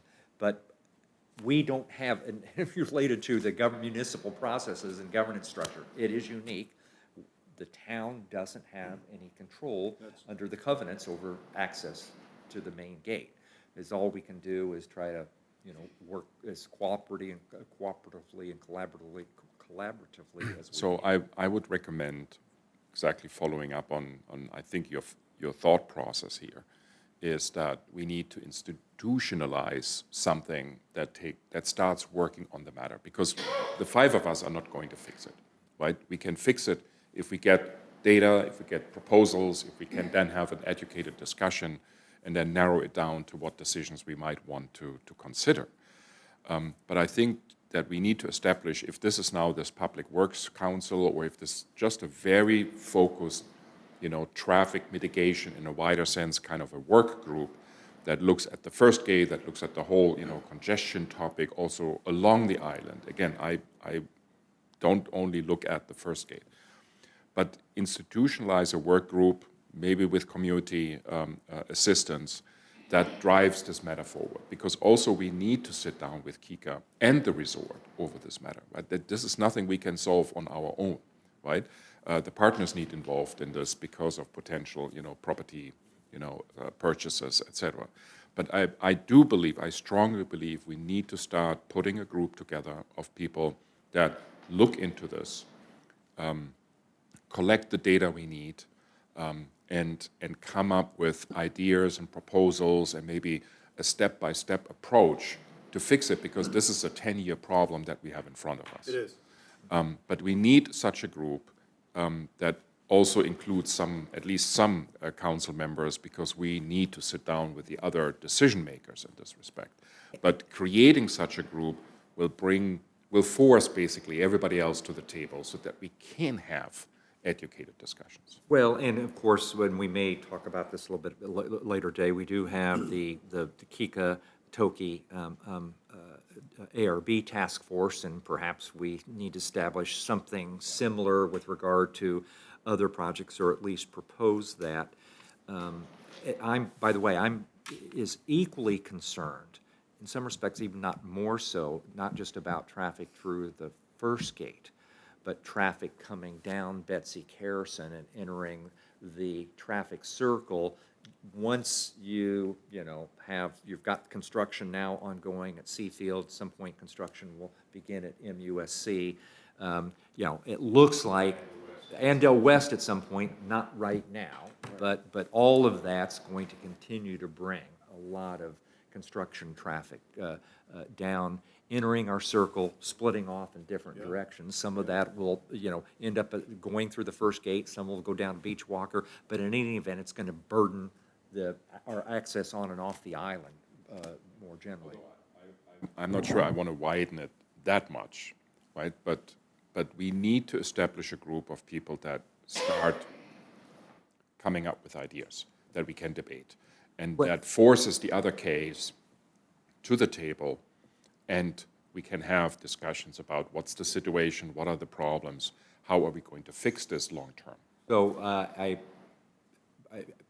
I would perhaps suggest we widen the aperture, because I think there needs to be a more proactive engagement on some of these issues with Charleston County, particularly as now here in the next week, we'll hear what the recommendation of the Planning Commission staff is with respect to Segment C. Now, that's just a recommendation at this point, and that's going to continue to be a process that evolves.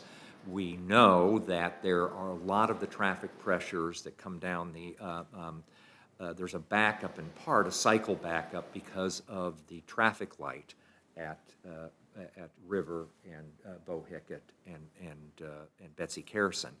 And there's also now going to be, there is a PUD there for that corner that's a fairly substantial on the right side as you're Right, but this exiting. committee we're talking about there's nothing we can do about that. There absolutely is. I mean, we need to engage with Charleston County in a very proactive way, have our planning commission staff engage with planning commission staff, have the council be But prepared. this committee that we're talking about, that's too far afield. I thought that this is covered with this Johns Island Task Force, et cetera, et cetera. I mean, we are already engaged in these things, right? And we have members of council being involved in this. So I'm not sure that we want to double up on these things. They are a concern, don't get me wrong, right? But I think for me, the bigger issue right now is to bring us, Kika, the resort, and the partners around the table to really discuss the matters that directly impact us. Yes, if you want to, from this roundabout onwards towards the island and on the island. This should really be our focus right now, because this is what we experience every day. And this becomes an issue that will hinder, growth of tourism, et cetera, on the island. This is a fact. And that's why I think Roger Warren is rightfully so concerned about this. So we have to address this. I think the approach is sound, and I think that the ARB work group is probably a good model to drive off of. But back to Russ's original question about the $5 million budget item. I thought that the potential purchase of that building was off the table. Is there a reason to believe that it might not be off, that it might be back on the table? There are not currently any ongoing conversations or discussions around that. There was, at the time, a lack of meeting of the minds as to valuation issues, amongst other things. Valuation that we had with two appraisals and what they have were very, very far. Very far apart. Very far apart. But we only talked about complete purchase of land and building. We never talked about, can we maybe do a 30% purchase, The edges, right for at the edge, right? So we never talked about that. And you don't know what happens, in the foreseeable future. This topic might come up, but I'm not worried about it, because if it comes up and if we might have a chance to agree on something, getting it done outside of the budget should not be a major problem. So let's move on, but Michael, you've already sent through a number of potential infrastructure-related project suggestions. Invite everybody else to do so. Let's kind of collate those from the staff perspective, and then figure out whether kind of operationally, because staff's got to be involved in that, kind of how those might be prioritized, and then whether what lends itself to, establishing a Public Works Committee and what would be under that purview, whether we want to set separate work groups, whether we want to come back and with a suggestion for something like the ARB Joint Task Force. Yeah, something like that. Ones that focus on where there's a clear overlap in interest between Kika and where to solve a problem, it requires both the town and the Kika to agree. Yeah, it's three As well legs as to the as particularly the resort and potentially the partners Right. and club as well. There's three legs to that stool, and they all have to be there in order for the stool to sit. All three of them. Four? The fourth being, Partners. Well, and not just that, but it's, the partners, the club employs, the Partners of Club employs some 800 employees, I think, on a regular basis. In peak season, it's a little bit higher than that. Not as many as the resort, but it's not that far behind as well. So that's a lot of employee traffic and maintenance traffic coming through as a result of their operations. Okay. All right. That's a big need. So, kind of, 4 and 5 relate to each other a little bit, but let's just focus in on, and I think Councilmember Heidingsfelder wanted to specifically, hone in on this issue of, we've been going through the site plan review process.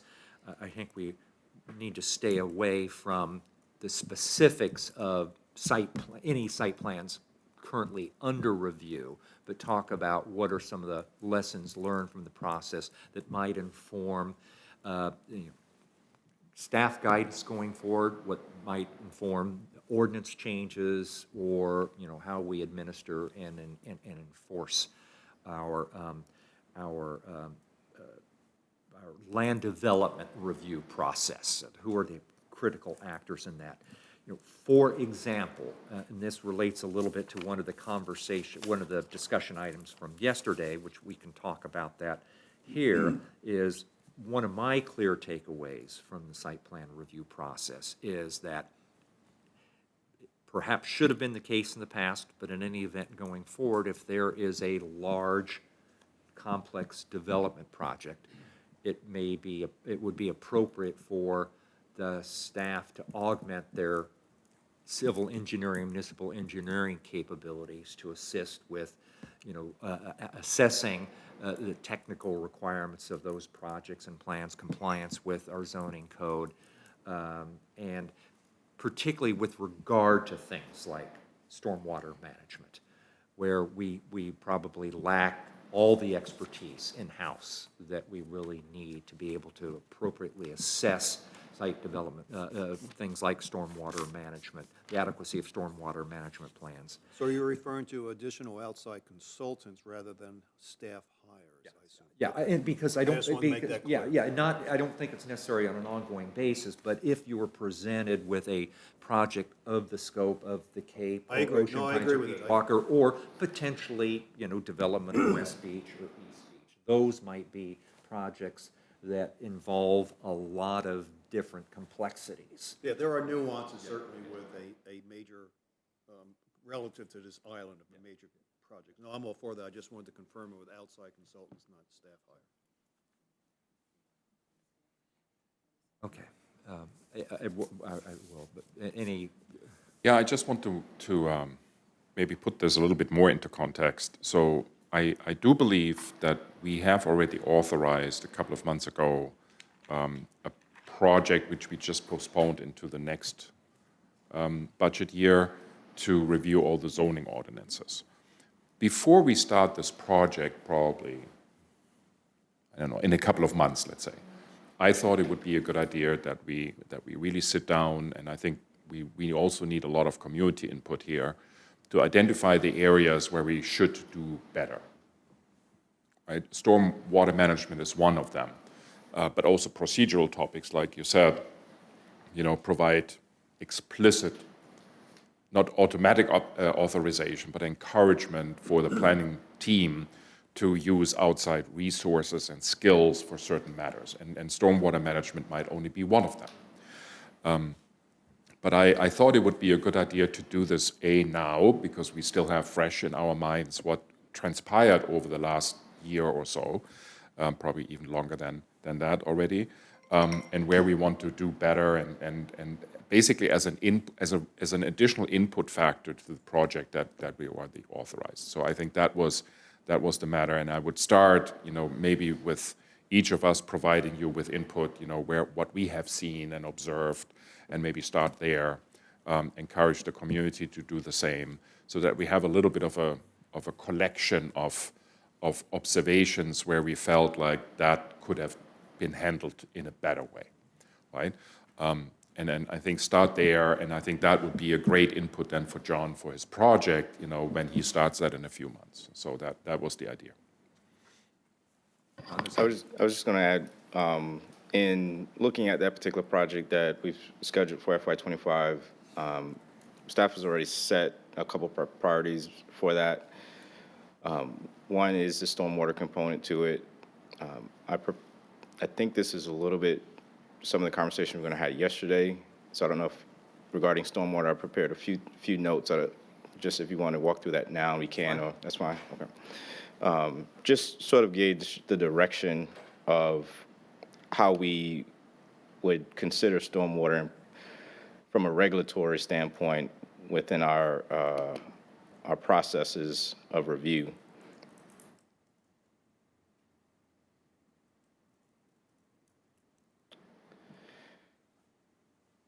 And much of this has actually been discussed within our subgroup of our marsh management team.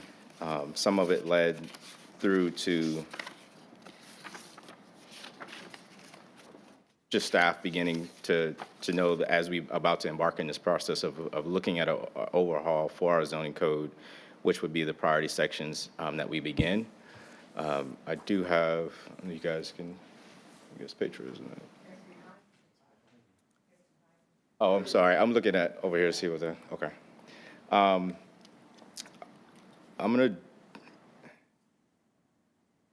gonna jump over sort of the single-handed marsh management components, but I do think it's important to sort of context relatively because all of this is still connected. It's not an isolated issue, stormwater. And so briefly just sharing all of these, the third leg of the priorities that have been established with our comprehensive marsh management work group has been looking at impervious versus pervious surfaces. Much of that is to essentially modify Kiowa's permeable and impermeable standards across all of our review bodies. So whether that be the town architectural review board, and the limited scope of what the community association applies, that's been the focus of that third leg. So we've had a lot of discussion around the priority of Kiowa River Bridge, but today I wanted to share some updates from that third subgroup. I'll leave the communications up to Aaron to kind of share some of those. I'm going to jump ahead. So regarding stormwater, this ties into our marsh management plan. One of the recommendations that's in our comprehensive marsh management plan is for us to consolidate all of our ordinances related to marsh, environmental. They're kind of scattered in different sections. And so the discussion is really at the subcommittee level now of saying, how do we go about that? So the approach today in us considering the impervious versus pervious surfaces, this relies heavily upon us utilizing a two-frame approach, one being incentives and the other being regulatory sort of procedures or changes to our current codes and ordinances. What we've recognized is that the incentive requires a whole lot of education or a lot more education on these topics for property owners and community members in order to get that return on investment for particular changes. And so that's part of what's being studied today. And Ms. Kay is aware that one of the initiatives that will be birthed out of this subcommittee for guidance from town council and next steps. However, we want to be able to program more incentives up front so that allows us to use that educational component and then scale up the regulatory components to that. And so while we scale up the regulatory changes for the island, that allows people to essentially now create a new normal for Kiowa regarding stormwater and how they actually treat their individual properties. Property owners are now having to create a benchmark based on these low-impact development standards that we'll be introducing. So the first of this incentive that I'll break down is really tied to a model that was community-led initiated in the Ocean Woods community. Maybe you've already heard about them replacing their driveway as a community, and that was done through that regime, HOA. And so the subcommittee actually took that and said, how can we get other regimes, how can we get other property owners to model that same sort of program of engaging residents and property owners, saying the value of reducing their amount of impervious surfaces. And this was independent of a requirement saying that you need to reduce your impervious surface on your site. So those factors that are being considered by this incentive program for driveway replacement are those product types, potentially the cost, the time, and volunteer participation. The volunteer participation is an important piece of this because it's twofold. It's not just the property owners wanting to do this, but what Ocean Woods in their model conducted is they were actually able to get a discounted rate for the contractor installer because it was a collection of them who did it at the same time. And the permitting process was a little bit easier. Where is Ocean Woods? So just off Eugenia, so the streets. Sea Lavender, Sea Lavender, Seacourt. I have just this one image that's included here that shows you what was the end product result. But the goal is for the town, Away from the beach. you know where we are now? Yes. Okay. To be able to lead and find community champions like Ocean Woods HOA has done, and we model this across the island. What this does is creates an opportunity for now to us to showcase that, hey, this is a successful model, but what we want to do is formalize that into a program that, and this is in coordination with all of the review entities, so the town, Architectural Review Board, Community Association, so that as they go through that permitting process, that we have some ease or the property owner has some ease in their mind that this is a simple project that can be done, it can be expedited, and it's not a burden on the process to get it done. Where we are in this today is having some soft conversations with property owners and regimes, contractors and installers. There's a few of our subcommittee members that have begun to initiate just conversations to help us better understand from a tactical standpoint the interest level from contractors of their ability to say, well, if we get a certain percentage of property owners that would sign into this program, we're willing to do a discounted rate. That takes some negotiation, and that's what was done by the Ocean Woods community itself. So it's really putting that burden back to finding that community champion to be able to say, this is something our community has embraced, our neighborhood has embraced, and it allows that contractor to have some confidence that, hey, he has some guaranteed work on the island. John, why, excuse my ignorance, but how is that a pervious driveway? So the water is allowed Is to, that just sand in between? in between, it's just sand in between, so sand. it And- allows, Just sand in between. yeah. Different types of concrete as well. Yeah. Some of it's Okay. impervious. So It's not obvious from the, no, I thought it was just concrete in between the, or, you know.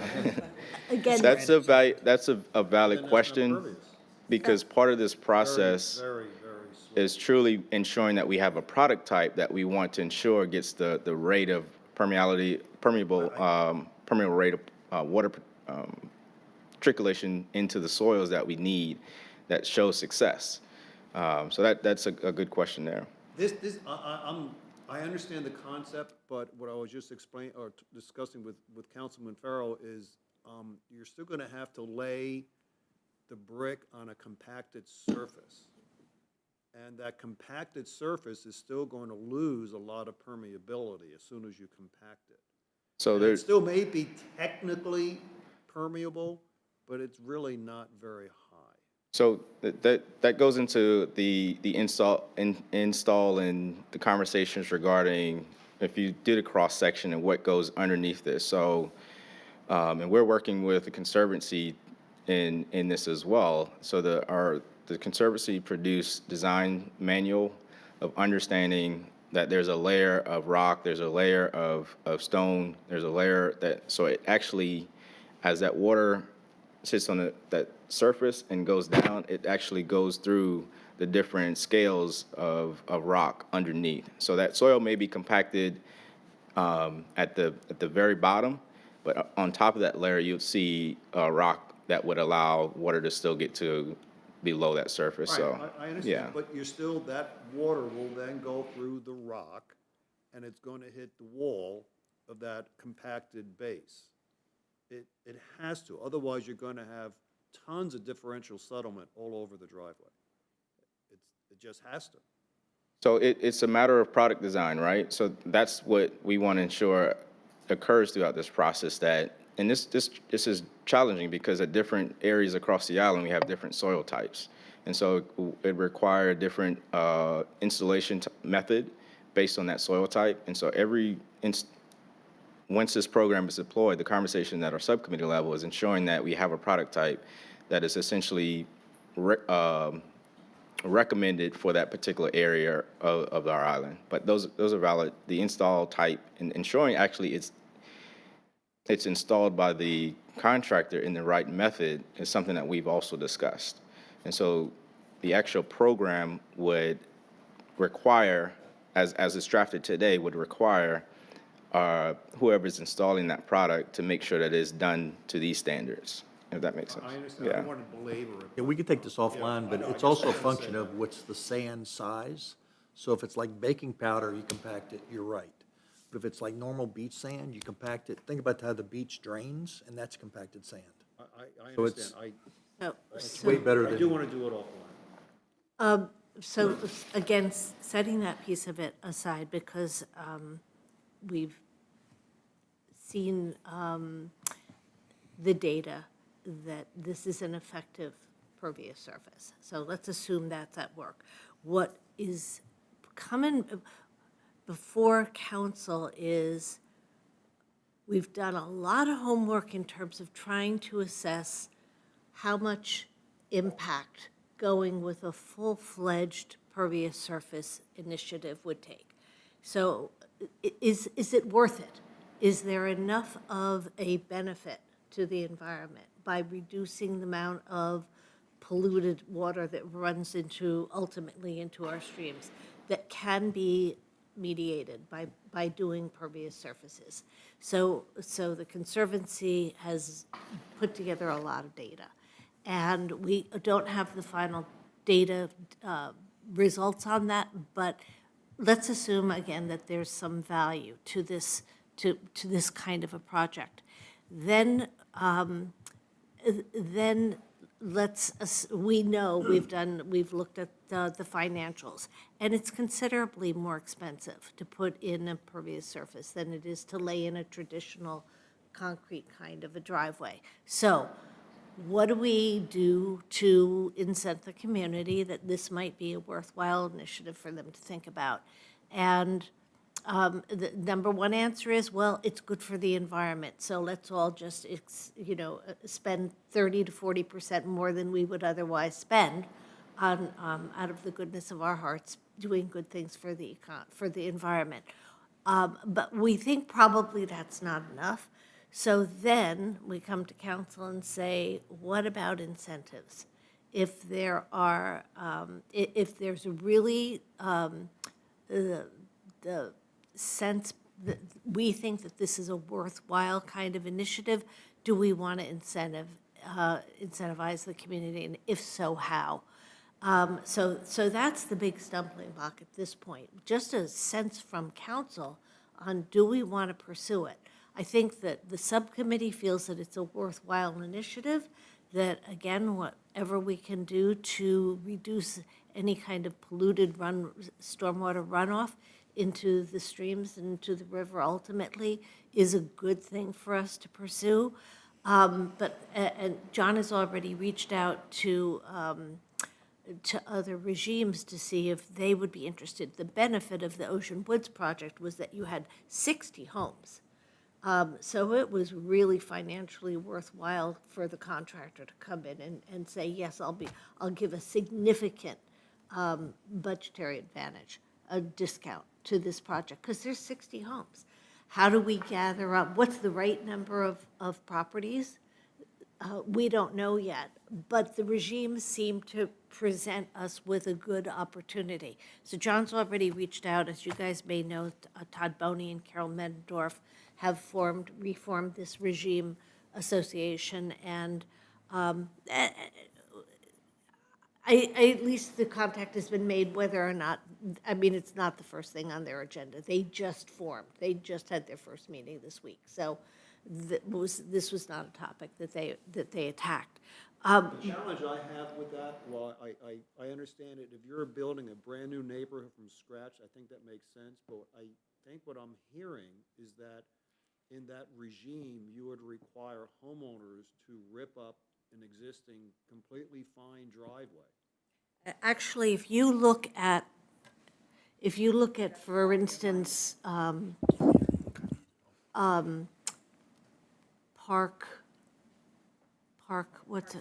Parkside.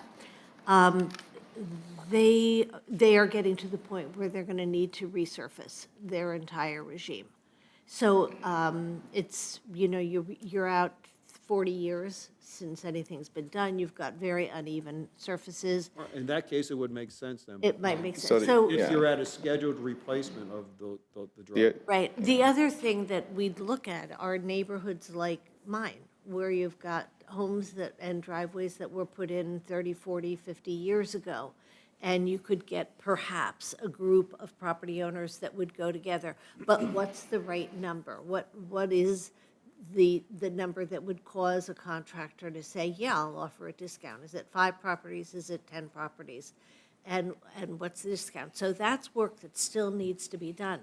But again, we think that just expecting people to do things for the benefit of the environment is not going to be enough. So the question before council, albeit with not as much data as we'd like to present to you right now, is there any appetite at all for thinking about some funding? Yeah. Can I just add one point to Yeah. that? Which Add away. is, I don't know if you guys held on to a handout I gave yesterday, but really, it shows a little bit of how it would be modeled. And so regarding potential funding for this program, would be evaluating essentially recruitment of property owners. So this group would essentially look across the island, which areas are in dire need, so we can assess which areas may be more prone to be susceptible to this program, and try to work with those property owners to say, hey, this is a program now that we're providing for the town in coordination with the Community Association and the Architectural Review Board to expedite permitting, but as well as hypothetically, what if there was a grant program that I am property owner A, I'm willing to sign up to say, hey, I'm going to convert my impervious surface driveway to pervious driveway, and now they're funneled into a review process where we can issue a grant for them to allow them to do that. So we really want some direction from town council to see if it's appetite there. And then I can go into, once beyond that point, I go into sort of what I would call more the regulatory discussions that we've had beyond incentives. For me personally, I'd like to see where this has been done 5 years ago. And I'd like to have some sort of study or the ability to talk to those homeowners where it's been 5 years old and see if it's working or not. You mean, for instance, an individual The actual property driver- owner here on island? Yeah, well, no, not, doesn't have to be here in the island, Well, but I anywhere. think we've got examples here on island. I would want, before I commit either way, I'm not sure I agree from a technical engineering perspective whether it would work. So I'd like to see something that's been installed for 5 years and talk to that individual. And I think the Sandcastle parking lot is a very ready example. So that would be one example of what's treated, and this kind of goes into the next segment here, but what's been treated at the Sandcastle is a product type that we think if that becomes sort of a new normal for large-scale parking lots on the island, the essential goal here is to reduce the amount of pervious surfaces. That's a great idea. So wherever we can achieve those things, it might be pinching 10% here, pinching 10% here, but the goal really is to educate the community enough to that this becomes something that it's just part of what we do in Kiowa, is that we embrace the ability to reduce the amount of impervious surfaces. And this ties into low-impact development. What that does on the back end is allow us to now promote ourselves in a different way. So Kiowa has now created a culture that really sells to its bare identity of environment, nature, wildlife, because of these actions that are being told. So what we've actually done is also reached out to other communities. Many communities have just ordinances, so there aren't in too many, what I would say, examples that I would say direct incentive programs. The incentive programs that we've modeled after have been after what I would call traditional, more things that relate to like affordable housing, where CBD BG grants are applied for, stormwater reduction fees if a property owner shows these types of design factors, their permanent costs can be reduced. So it's really the town embracing an idea that we want to encourage it. So it is a hurdle because of the costs, but if there's things that we can do to encourage this on the front end, that would be the route that the subcommittee is recommending today. We ultimately understand that if the incentives don't pan out, we still think that regulatory changes will have to be made because this still relates to the ultimate goal of reducing the amount of impervious surfaces across the island. So to Ms. Kay's point, we're still working with the Conservancy who's helping us study where we are today as far as benchmark-wise. So that includes assessing, modeling the number of driveways across the island and actually can see what our value is. We haven't put a metric on it as a subcommittee because there's so many moving parts of how you can actually manage this data. So are we looking collectively across the entire island, including rooftops, streets, driveways, parking, all of those collectively? And then we can introduce a particular rate reduction factor. So now we're modeling, okay, in 20 years, we want to be at this number compared to where we were 10 years ago as far as the number or percentage of impervious surfaces. I can tell you, City of Folly Beach, they require all of their driveways and parking areas and residential zones to be constructed of pervious materials. Tybee Island, and they listed specifically for water quality purposes, all newly constructed driveways and replacements of more than 50% of the existing driveways for residential users should be designed to, they have an actual metric of a rate. That's something that will begin to discuss once we get to the stormwater component of us actually understanding what a potential rate might be of stormwater. And then in Sullivan's Island, permeable materials should be used for on-site parkings and drives. So this isn't uncommon that there's regulatory changes in codes. What we want to do in Kiowa is just begin to incentivize it at first to see if there's appetite to build into our DNA. So, John, my inclination, apart from the technical issues you raise, it strikes me that if we think it's critically important to reduce the amount of impervious surface, that it would take a long, long time to get there and administratively complex through an incentive program, particularly focused on individual properties as opposed to something very large.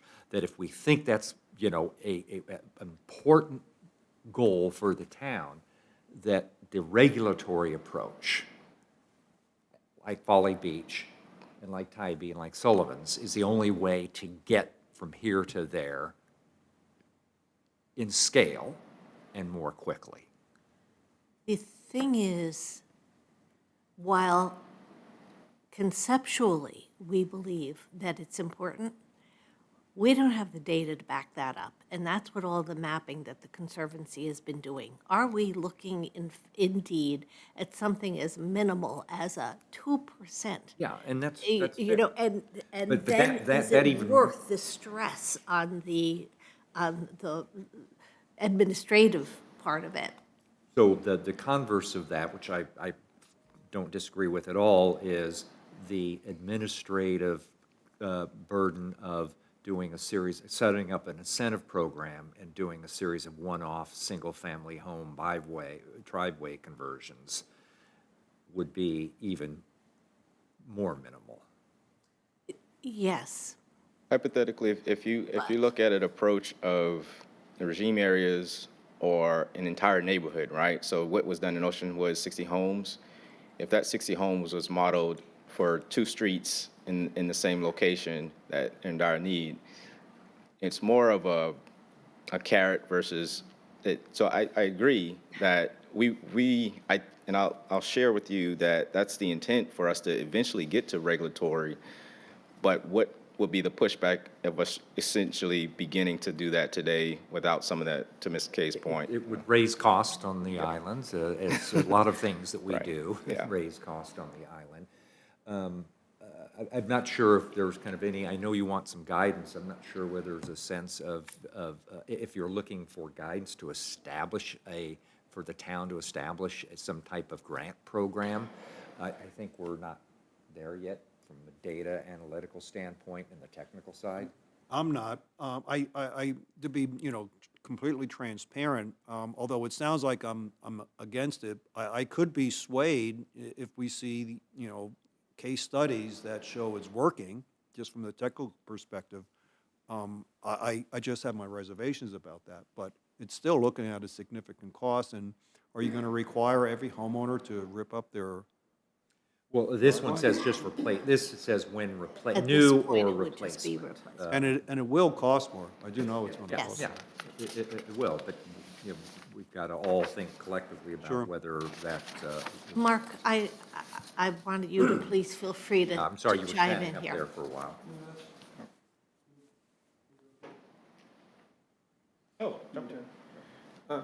The only thing I would add to what John is indicating in terms of the committee and Madeline is that we thought the best candidates for this were Sparrow Pond, which was built in '76, Inlet Cove, '79, Night Heron Cottages Green in Site. 1981. And all of those, Councilman Berner, they were all built together. The aging of the surfaces is similar. By that, I mean, it's not like a single family where there's piecemeal development. We thought those were good examples or for demonstration where you could isolate, monitor, assess over time, but to the benefit of those property owners in terms of the volume purchase like Oceanwoods was. And their older properties on the west end, they all contribute to runoff to the west end component of the master drainage system. So we thought those would be really good examples of incentives. As it relates to the material, I mean, there are concrete surfaces where you can literally pour gallons of water on it and it goes right through concrete. Yes, And- but they clog up all the time. Yes, And- that is but, well, let me finish. Those are not good examples for driveway or thorough, movement, hard movement.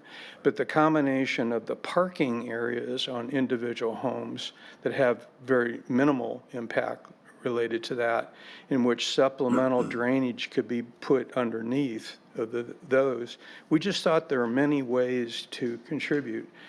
And it's a classic math word problem. It may be modest, but modest starts to add up over time. That's where I think where we were coming from on that. All right, so Mark, I would, being the architect, I would love to sit down with you and have you walk me through whether the design works or not, because I just know that in order for something to be permeable, it just can't be compacted to like 98%. Right. What is a normal compaction rate, because otherwise the water's not going to go through. And I'm just visualizing using Councilman Farrell's example of walking on the beach. I understand that, but in order to be permeable to a certain amount, if you're going to walk on the beach where the sand is that sand on the beach is not impermeable, because you walk on it, you leave a footprint. It compresses. So my concern, and that's why I want to go to the 5-year case study, my concern is such that in order to be permeable, you're going to create differential settlement over the long course of its use. You get I'm concerned you would get ruts then in your driveways. But that's my concern. I would like to see if my concern is realistic or not. And I would love to talk to you about that if you have ideas about that. Well, There's also it's not my idea. I mean, it's a collective whole, but I think the idea of a demonstration monitoring is a really good thing. Yeah. Yeah. So also to address Russ's topic, so I worked myself into this topic a little bit last year because I'm going to face the situation of replacing my driveway just because of the roots that are pushing up the different plates of concrete.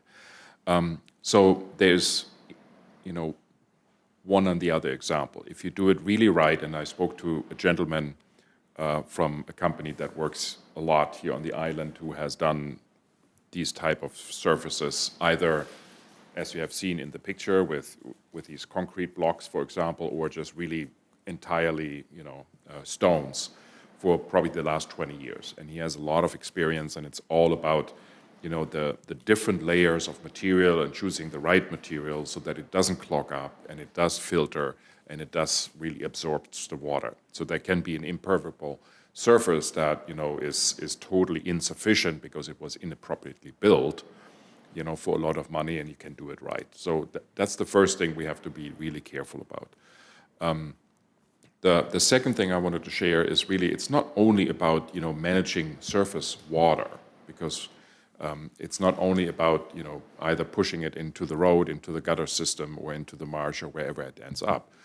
That's one aspect. The other aspect also is to filter the water through these structures of different materials and sand and stone and sand and stone and whatever they all do here.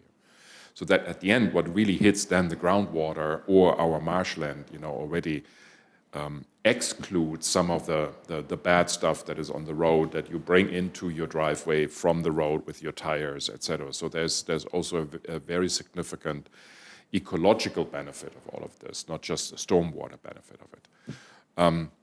The last comment, I think, where I would go to the question that Madeline raised, in terms of financial incentives, I think we need to understand that there are two options that can also be combined. Of course, there are financial incentives and there are non-essential, non-financial or monetary incentives that you can deliver or offer to the community.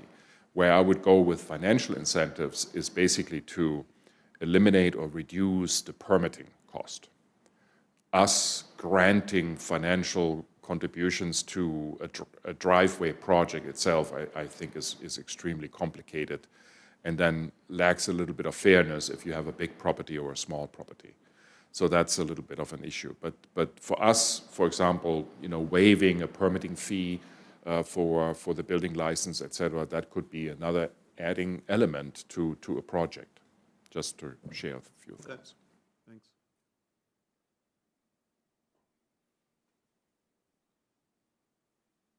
So just to continue on, going towards more of the regulatory discussions of stormwater changes, this is just a quick graphic that shows you the incentives and regulations that it's actually probably should be swing the other way of how many recommendations that we have regarding more regulatory changes opposed to incentives. But the thought of special recognition to special properties, and this goes back to your question, Mr. Byrne, of examples. I think we can have a few site visits to a few properties that would demonstrate. So I'll work with Conservancy to help us schedule those to give you some examples on the island where we think some success has happened. Okay, great. So the twofold. One, when we think of stormwater, traditionally we think of just kind of end of pipe kind of management system. So water enters a master drainage system and it goes through a pipe to wherever outfall that is. What we have studied and want Kiowa to go in a direction is really more strategies regarding low impact development and a lot of this and green infrastructure. So before I walk through what some of those opportunities are, just to continue just on the permeable requirements, we are already introduced to the subcommittee what I would call soft language for ordinance changes regarding parking, regarding driveways.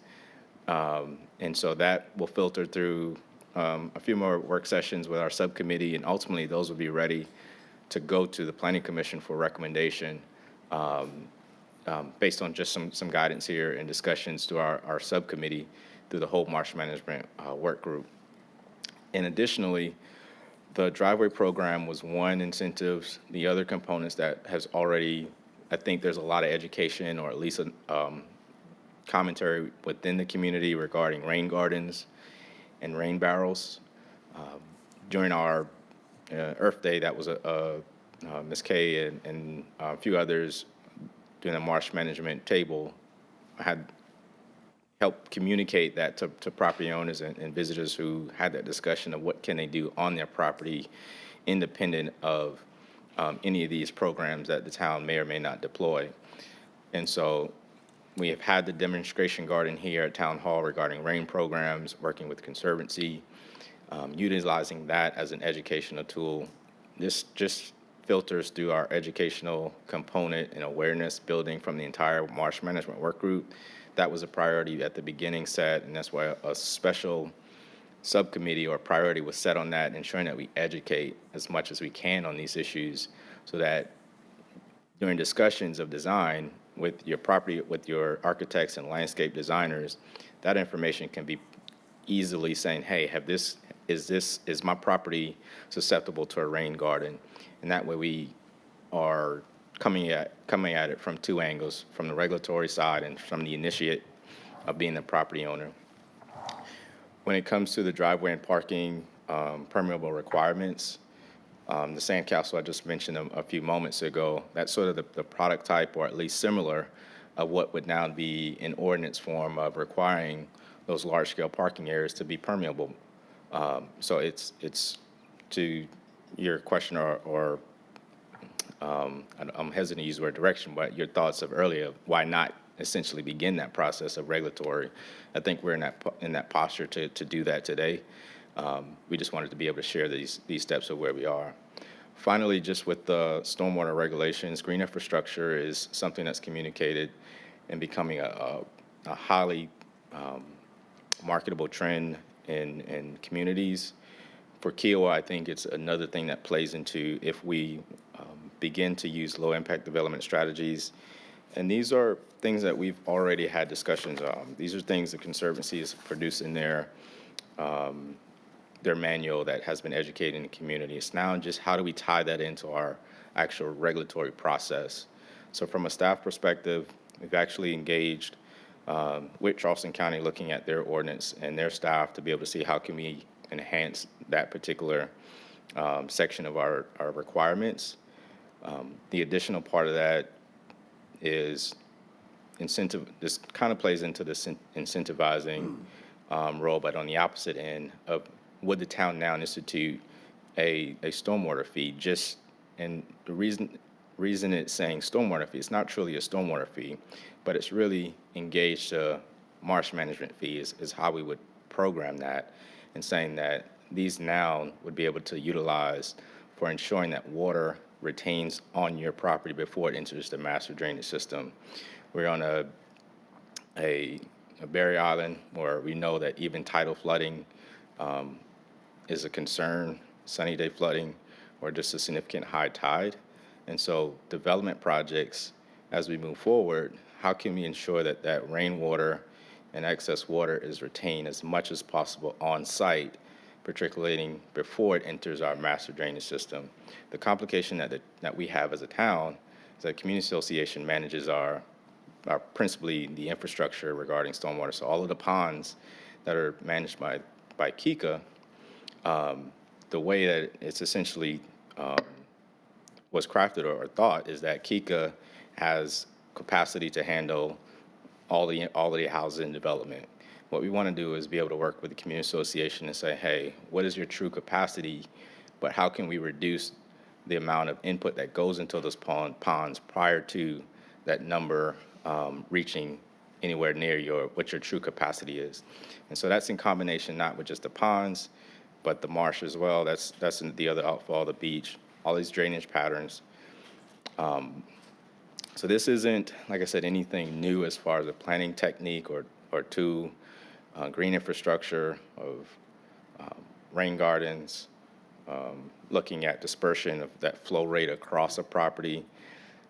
Those are all of the things that we'll be considering as part of this new stormwater regulatory change for the town. So to initiate that conversation, I just wanted to relay to council that it won't be just a traditional, okay, what's the input of a pipe size, but what's truly the impact of how that could be married to how you retain water on your site prior to entering into our master drainage system.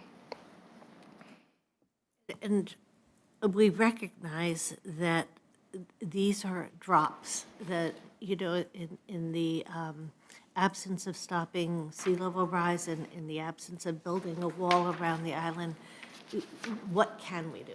You know, and yes, these are all very, very small, but the smalls eventually do add up to improvements.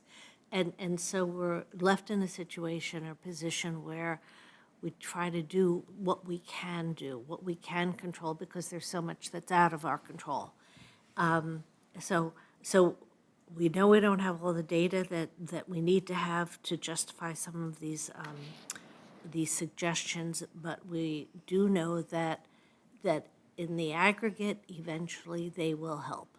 They will help us to control some of the very few things that we can control.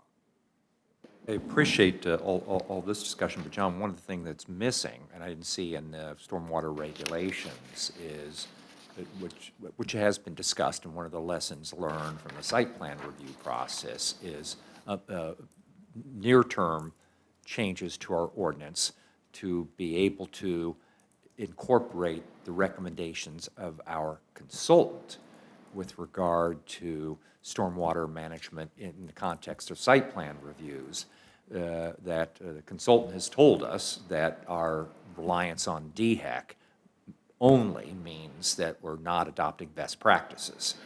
And so I'm not personally persuaded that we are necessarily constrained from only applying DHEC standards, but there are some issues in that regard within our stormwater management regulations. So we want to make sure, and I thought it was going to be part of, not just in the context of marsh management, but flooding risks, that we onboard or we provide our clear authority to require best practices with regard to any new development. Yeah, so that is the part of the LID requirements now that we would fuse into that process. So we've initiated that already. That will be part of that first wave of things, of regulatory changes.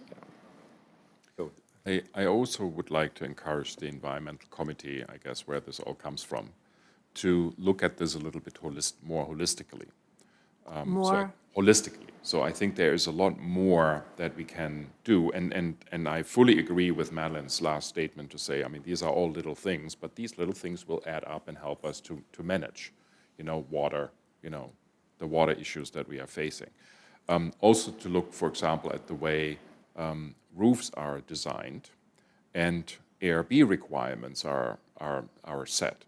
So, for example, I do believe at least there are certain requirements for a certain amount of the roof structure. The water needs to flow into gutters and into downspouts, right? Which actually increases the problem, because if you all collect water that comes from a roof and push it down a sprout, then you create a massive, flow of water in one particular place that probably that place cannot absorb as quickly. Right.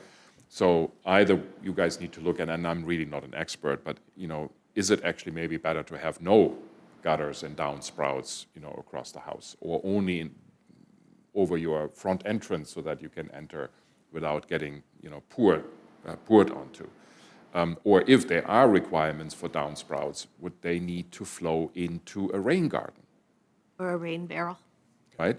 To help to absorb the water that comes down the downspout. So I think there is a lot more little things that we can consider that would help us to manage the surface water, so to speak, that we collect from our homes and driveways, et cetera, and manage them on site, right, before everything is flowing into the streets or into our sewer system. Yeah, that's a fair comment. There likely are things like what you're suggesting. What you're saying is spot on. It's correct. As I think about, future commercial development, it seems like some of the low-hanging fruit there is kind of best practices in permeability in parking lots. I mean, we need parking, and, there's a whole host of stuff that I sent you from the American Society of Civil Engineers on permeability and how much has to be permeable to absorb the water. But again, kind of using best practices from, I sent it to Russ. I could copy you if you want. Okay. But from the American Society of Civil Engineers that's a big place where you've got a large Yep. impermeable spot, that we could Yeah, start yeah. to regulate that. The other thing that it was on the slide, but I didn't share it, was as part of that, adding in those other little things is our trail system. So those non-primary trails that are on the island, that there were beginning to be practices that those become permeable as well. So that's something that Kika's staff has shared with us, that's sort of an inherent goal to look at. Because the trail system across the island is massive when you look at the amount of asphalt that is in certain areas. So looking at certain areas that are non-primary trails, we have those included as well. Actually, I don't know if you've been out there recently or anybody's been out there recently, but they implemented that on Marsh Island when they made the new bridge to Marsh Island, and they ripped up all the asphalt and put permeable compacted granite sand. And it's spectacular and way better and safer than the old cracked asphalt. Yeah, we had conversations around parking lots on commercial properties. So I think that should probably get up to the top of the list.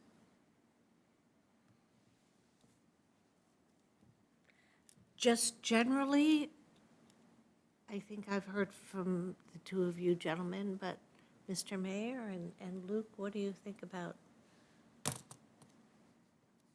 what we just have talked about? Incentives, for instance, would you support some kind of incentives, or would you move straight toward administrative, or? I guess I'm skeptical of a incentive program, given the lack of data of kind of efficacy of the one-offs. If it were applied in a way that to a number, a fairly large amount of current impervious surface, then that would maybe make some sense. But to try to set up an incentive program that, you know, a single homeowner, maybe 10 homeowners take up, and trying to manage that process, the administrative cost associated with that, doesn't strike me as the most efficient use of resources. And I think in any event, I'm happy to, you know, again, for bigger projects, but I think we are moving in the direction of some regulatory changes that are likely to have a more significant impact. But that's just. And Michael's suggestion? Certainly, you know, that one doesn't require any additional, any additional Very simple. administrative burden, yes. That's, I would just add,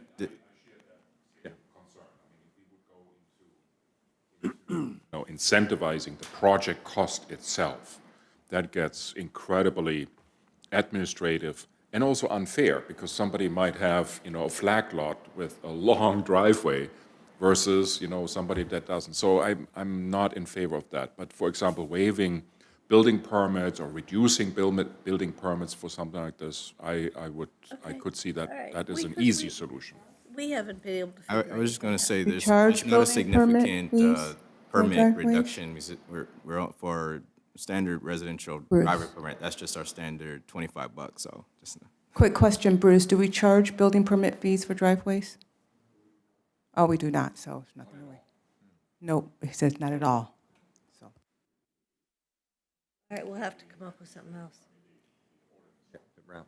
You know, I am fully supportive of kind of the concept. It's kind of the devil's in the details. Yeah. And if we don't charge for building permits, I mean, you could do some incentive and just limit it to up to $1,000, so you don't have the flag lot issue, you know, getting $10,000 and you getting 1,000. But again, the administrative burden there is, I wouldn't want us to have to hire somebody to do that. But I think just some creativity around this solution would be probably useful, but the concept is great, and the small drops in the ocean. You know, And certainly all of us would have said that, support that- more education and communication along with the Conservancy about anybody who's thinking about replacing their driveway or a new build. That There's certain types that are less expensive. So if you just did like a pea gravel, I know that's less expensive than doing a stamped concrete or, you know, asphalt's probably the worst because of the oil involved in the asphalt. But There are less expensive solutions. Now, some of the paver solutions, you can get high-end pavers, and that becomes more expensive, but, so there's a range of options there. And maybe you do some education around, here are 3 options or 4 options, and the costs per square foot, and show some savings by using kind of pea gravel or some other type of thing. And again, that might have some issue with administrative costs, but you guys can also think about, you know, what other municipalities are doing. So my example from Colorado would be, if you put in a driveway in your house, on your property, that is not permeable, okay, you have to pay a one-time fee. And they use that funding to give it to the people that put in an impermeable surface. So they're basically funding their benefit or their incentive by penalizing those that go the traditional way. Now, I'll open a can of worms here. I know this is a can of worms, but today, the way that lot coverage is determined is both permeable and impermeable. So one kind of give back we might consider, and I'm not saying this is a good idea, is to exclude the permeable surface from lot coverage. So yeah, you're gonna let them build a bigger house, but now they've got a permeable driveway. Or which There I already. there already is some flexibility, correct? So our current ordinance allows you to go over your maximum lot coverage if there are some permeable elements. However, the driveway does count against your lot coverage. So Mr. Farrell's correct. Like it's not your driveway is counting as impervious even if it's a permeable matter. material. Yeah, And they are- I've gone down that route. And they But are- it doesn't have to be even all of it. It could be a percentage. That's what I meant earlier with non-financial incentives, right? If we give a homeowner the chance, and I'm especially looking at conversion, not as new build, but if you have a property, you need to replace it, you know, and you say, you know, you're replacing 1,000 square foot of driveway with impermeable surfaces, you know, you get a 30% benefit on your lot coverage, something like that, or 50%. Doesn't have to be 100%. But I think this goes a long way. It's easy to administer. So I It doesn't include any funding. Just on that one, if it's a replacement, I would be concerned about you're creating a perverse incentive then to just otherwise expand your footprint that already exists. If you're just giving the credit on replacing a driveway, the only way they could take advantage of that credit is to further expand their. You know, only for a certain percentage, right? Because the same happens if you do what Luke is saying for a new development, right? The house is getting bigger, right? But if you do it only for a percent ratio, right? Yes, you are taking away some permeable surfaces and you're probably putting it in, but at a different ratio. So you win 2/3 and you lose 1/3. So that's the equation. Because at the end of the day, the way I look at this, also because we are mostly built out, you know, even if we do ordinance changes, as we saw with Sullivan and Folly Island, et cetera, it's not going to create a big buzz. The big buzz can only come from replacements of driveways. No, they deal with new or replacement. And that's, That but ordinance. still, you know, I mean, the big impact here is to incentivize people to do it, right? Especially those that have a driveway already. That's the big impact. And that's where we need to aim. Thank you. Thank you. Perhaps briefly talk about one more topic from yesterday. You guys go at lunch in 10 minutes. It can hold for a quick, just a quick break, and then we'll break, if possible. It's a topic to pick up from yesterday, and interested in whether there would be the idea of incorporating any issues related to wildlife and habitat in our development regulations. And this goes back to the recommendations that were made by the Kiowa Conservancy with regard to protecting bobcat corridors and some other things when the Upper Beachwalker planned development plans were first circulated more than a couple of years ago. And if anybody hasn't seen them, we can probably get copies of what the Conservancy circulated at that point in time, some very thoughtful recommendations. But we actually have, other than creating habitats, critical habitat areas on the ends of the island along the ocean, we haven't embedded any concept of protecting our wildlife in our regular zoning ordinances. There are obviously precedent for that. Bald eagles are, protected, and so the question is, do we want to think about incorporating some, if there are bobcat nests or something like that in a particular area, that there needs to be some consideration given to developing around that, just like you have to do with a bald eagle's nest. And I don't know exactly where the line drawing would be, but just whether we want to consider as a council having that be a factor of consideration in development plan. I think it should be considered, but boy, if you happen to have a lot with a bobcat's nest on it and you can't build.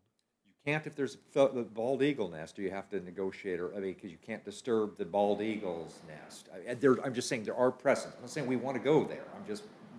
No, I mean, I like the idea, but I feel for the homeowner, or lot owner, I should say, who happens to have a nest on his property. Well, it's actually not only if you have a nest on your property, but it's if you are in a certain vicinity to an existing eagle's nest, you have substantial limitations in your hours to build and times of the year when you There's a build. whole So disturbance.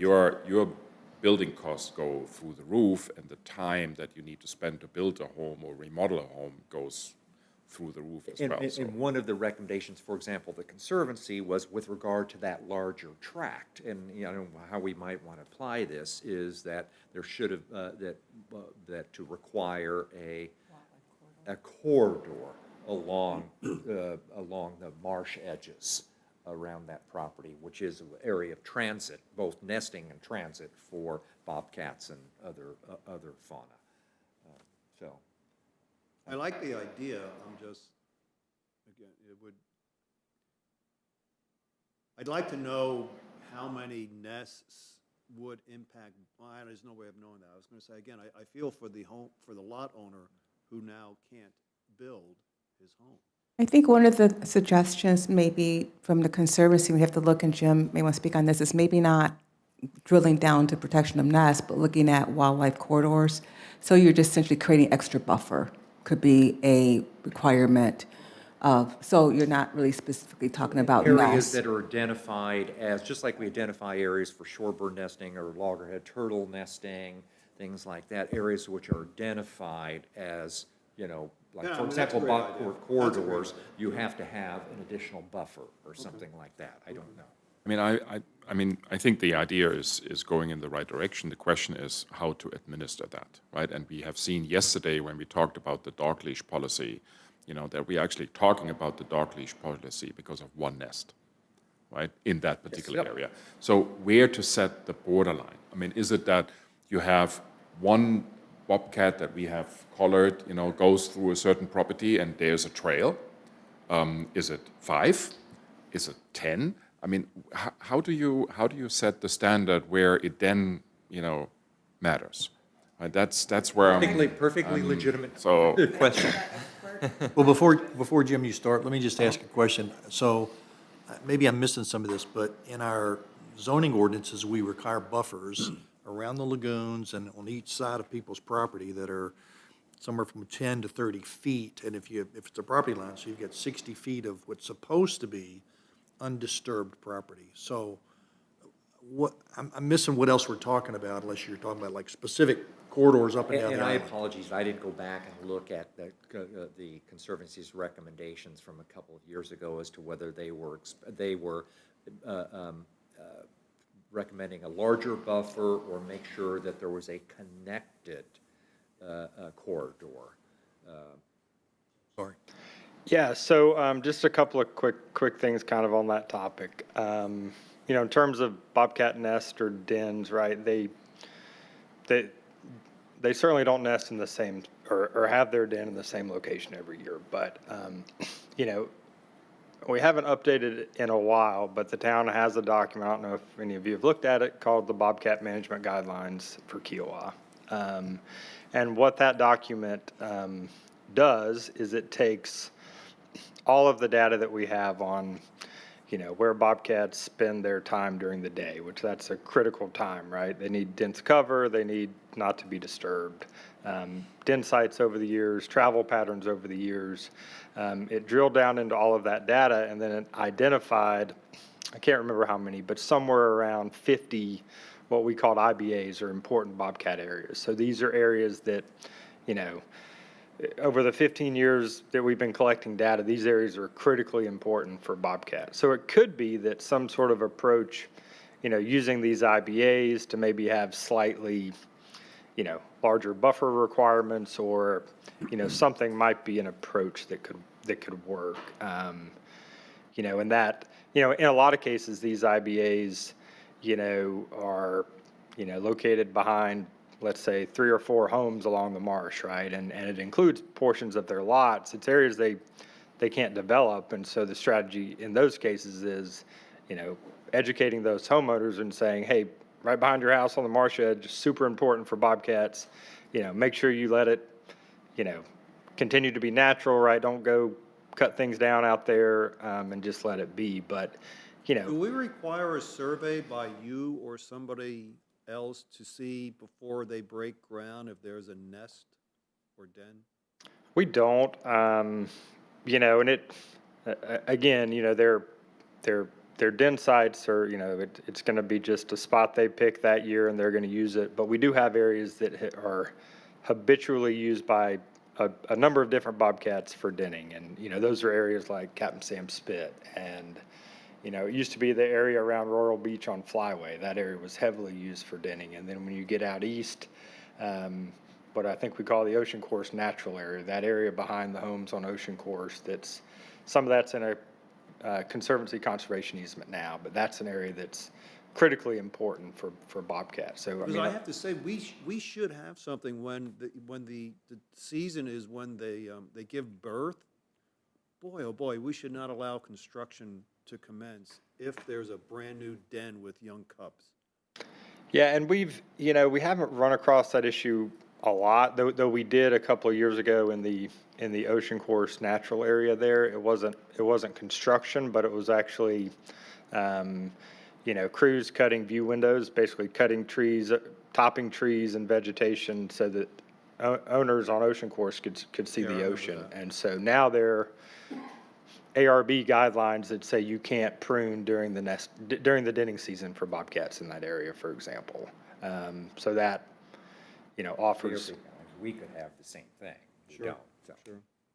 Sure. I'm just going to throw this out there as an appetite for the council. Should we require there has to be a specific time when we know the cubs are born, I would assume. Yeah, it's May, June. Okay, should we consider a restriction, or a requirement, I should say, to inspect a property when the cubs are there, and then you can't build until they're a certain age and they're gone? It would be a challenge, if you're talking about a single lot that's a quarter of an acre or half an acre, right, it would be very simple to walk that and make sure there's not a bobcat den there. But it's rare these days that we have dens on single-family properties. Occasionally we do, but most of the time they're in these larger undeveloped tracts. I'm just thinking- But again, there are throughout the island, as I mentioned, where we've identified these IBAs where, denning is critically important, but having that daytime cover to hide in during the day is critically important as well. And we kind of know where those areas are. We've just never really done anything Question with is it. just whether it's worth exploring a little bit. Take a look at what the IBAs actually look like. I can share that with y'all. And map those against whether, in fact, there might be a requirement, if there are IBAs, that there be a buffer, a greater buffer area embedded in our zoning code. I don't know. We don't. And one thing that comes to mind for me is, you think about the large undeveloped areas, the area that's just west of the sanctuary. That's got to be habitat for everybody. There's a a very, very heavily used area by bobcats just to the west of the sanctuary. It's actually on the, it's not in the large parcel that sits on the ocean. It's on the smaller parcel that's on the other side of Sea Forest there that kind of backs up to Parkside. That area is owned by the resort, and I believe it's deed restricted. It was some sort of wetland mitigation for the sanctuary construction, so I don't think that can ever be developed. But there's a little tiny patch in there that's probably 50 by 50 that over the last 20 years, just about every single bobcat that we've ever tracked on that part of the island uses that one little tiny piece of. That the little Of 4-acre habitat. piece on the east side of the sanctuary where the boardwalk goes through? No, it's on the west side of the sanctuary, almost directly across from the employee parking lot there on Okay, Sea okay. Forest. It's just a little wetland that sits there, and it's got really dense cover, and I mean, there's probably 40 different bobcats over the years that spend time there during the day habitually. Wow. I thought Could you- the resort was going to potentially develop that. Oh, I that's think on the north, I mean, on the, Adjacent to that, but they Yeah. can't, yeah. yeah, On the this other is side on of the the other road. side of Sea Forest, so north, the other side of the road. yeah. Could you share with us maybe this Bobcat guideline? I was trying to find it on the website and couldn't. Oh, it's there. It's I don't know. there, You I've might- actually seen it Yeah. before. It's not. I just Googled it, I mean, I just Oh, really? searched for it, Bobcat Management Guideline, and ended up nowhere. Under your department, wildlife? It is. Well, if it's not there, we'll make sure it gets there. But I'll certainly share it with council. Gotcha. And one other question, sort of related, regarding bald eagles. Is it bald eagles that once they're out of the nest is vacant, you can move the nest, or is that osprey? Only osprey. So yeah. So bald eagles, obviously they're a protected species. They're no longer listed, but because their nest. They're still protected, they're no longer endangered. Absolutely, that's right. They're not a listed species, but they still have basically the same levels of protection that they have. But bald eagles will nest in the same nest, same tree for 50 to 100 years. So different pairs will continue to use it, and that's why these nests can be, 10 feet across and weigh 2,000 pounds. But with ospreys, they will use the same nest from season to season, but a lot of times they'll build a new nest. And so regulations around ospreys, we get this a lot because ospreys often nest on chimneys, and we've had that issue. But if it's not the nesting season, if there aren't eggs or young in the nest, it's just a pile of sticks, and you can clean it off your chimney. I think I remember directing a guy to you who lived on Flyway about 4 years ago. He had one in his chimney. Yeah, we get a number of those. So as long outside the nesting season, you can remove osprey nests, but not during the nesting season.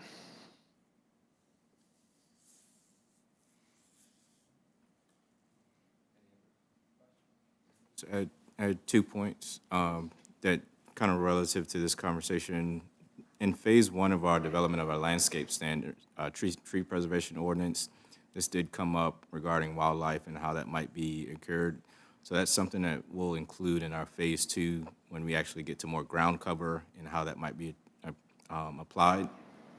One is essentially native plants. I mean, that's just something that been pushed that increases the habitat of just using natives. And so that's something that we'll more than likely have in that landscape component of phase two. And the other actually was recommended by one of our architects during the time, is that looking at corridors that are adjacent properties. So how do we actually treat properties which are adjacent to preserve more lush vegetation? So not looking at an individual site, but groups of site regarding like potential tree removals, how you can look at it as aggregate. So we're looking at that in phase two of landscape. I just wanted to mention that. Kind of one other detail regarding tree ordinance, it's, a lot of folks are focused on the canopy, but a lot of the arborists we talked about that you can overplant and have too many trees and destroy the understory, and the understory is critically important, probably more so important to wildlife habitat than the trees are. And so it's important for them to think about, yeah, we're taking down trees, but remediation might not be desirable because you might be enhancing the understory. You break and say kind of begin till not just 12:30, 12:45? Is that okay with everyone? Okay.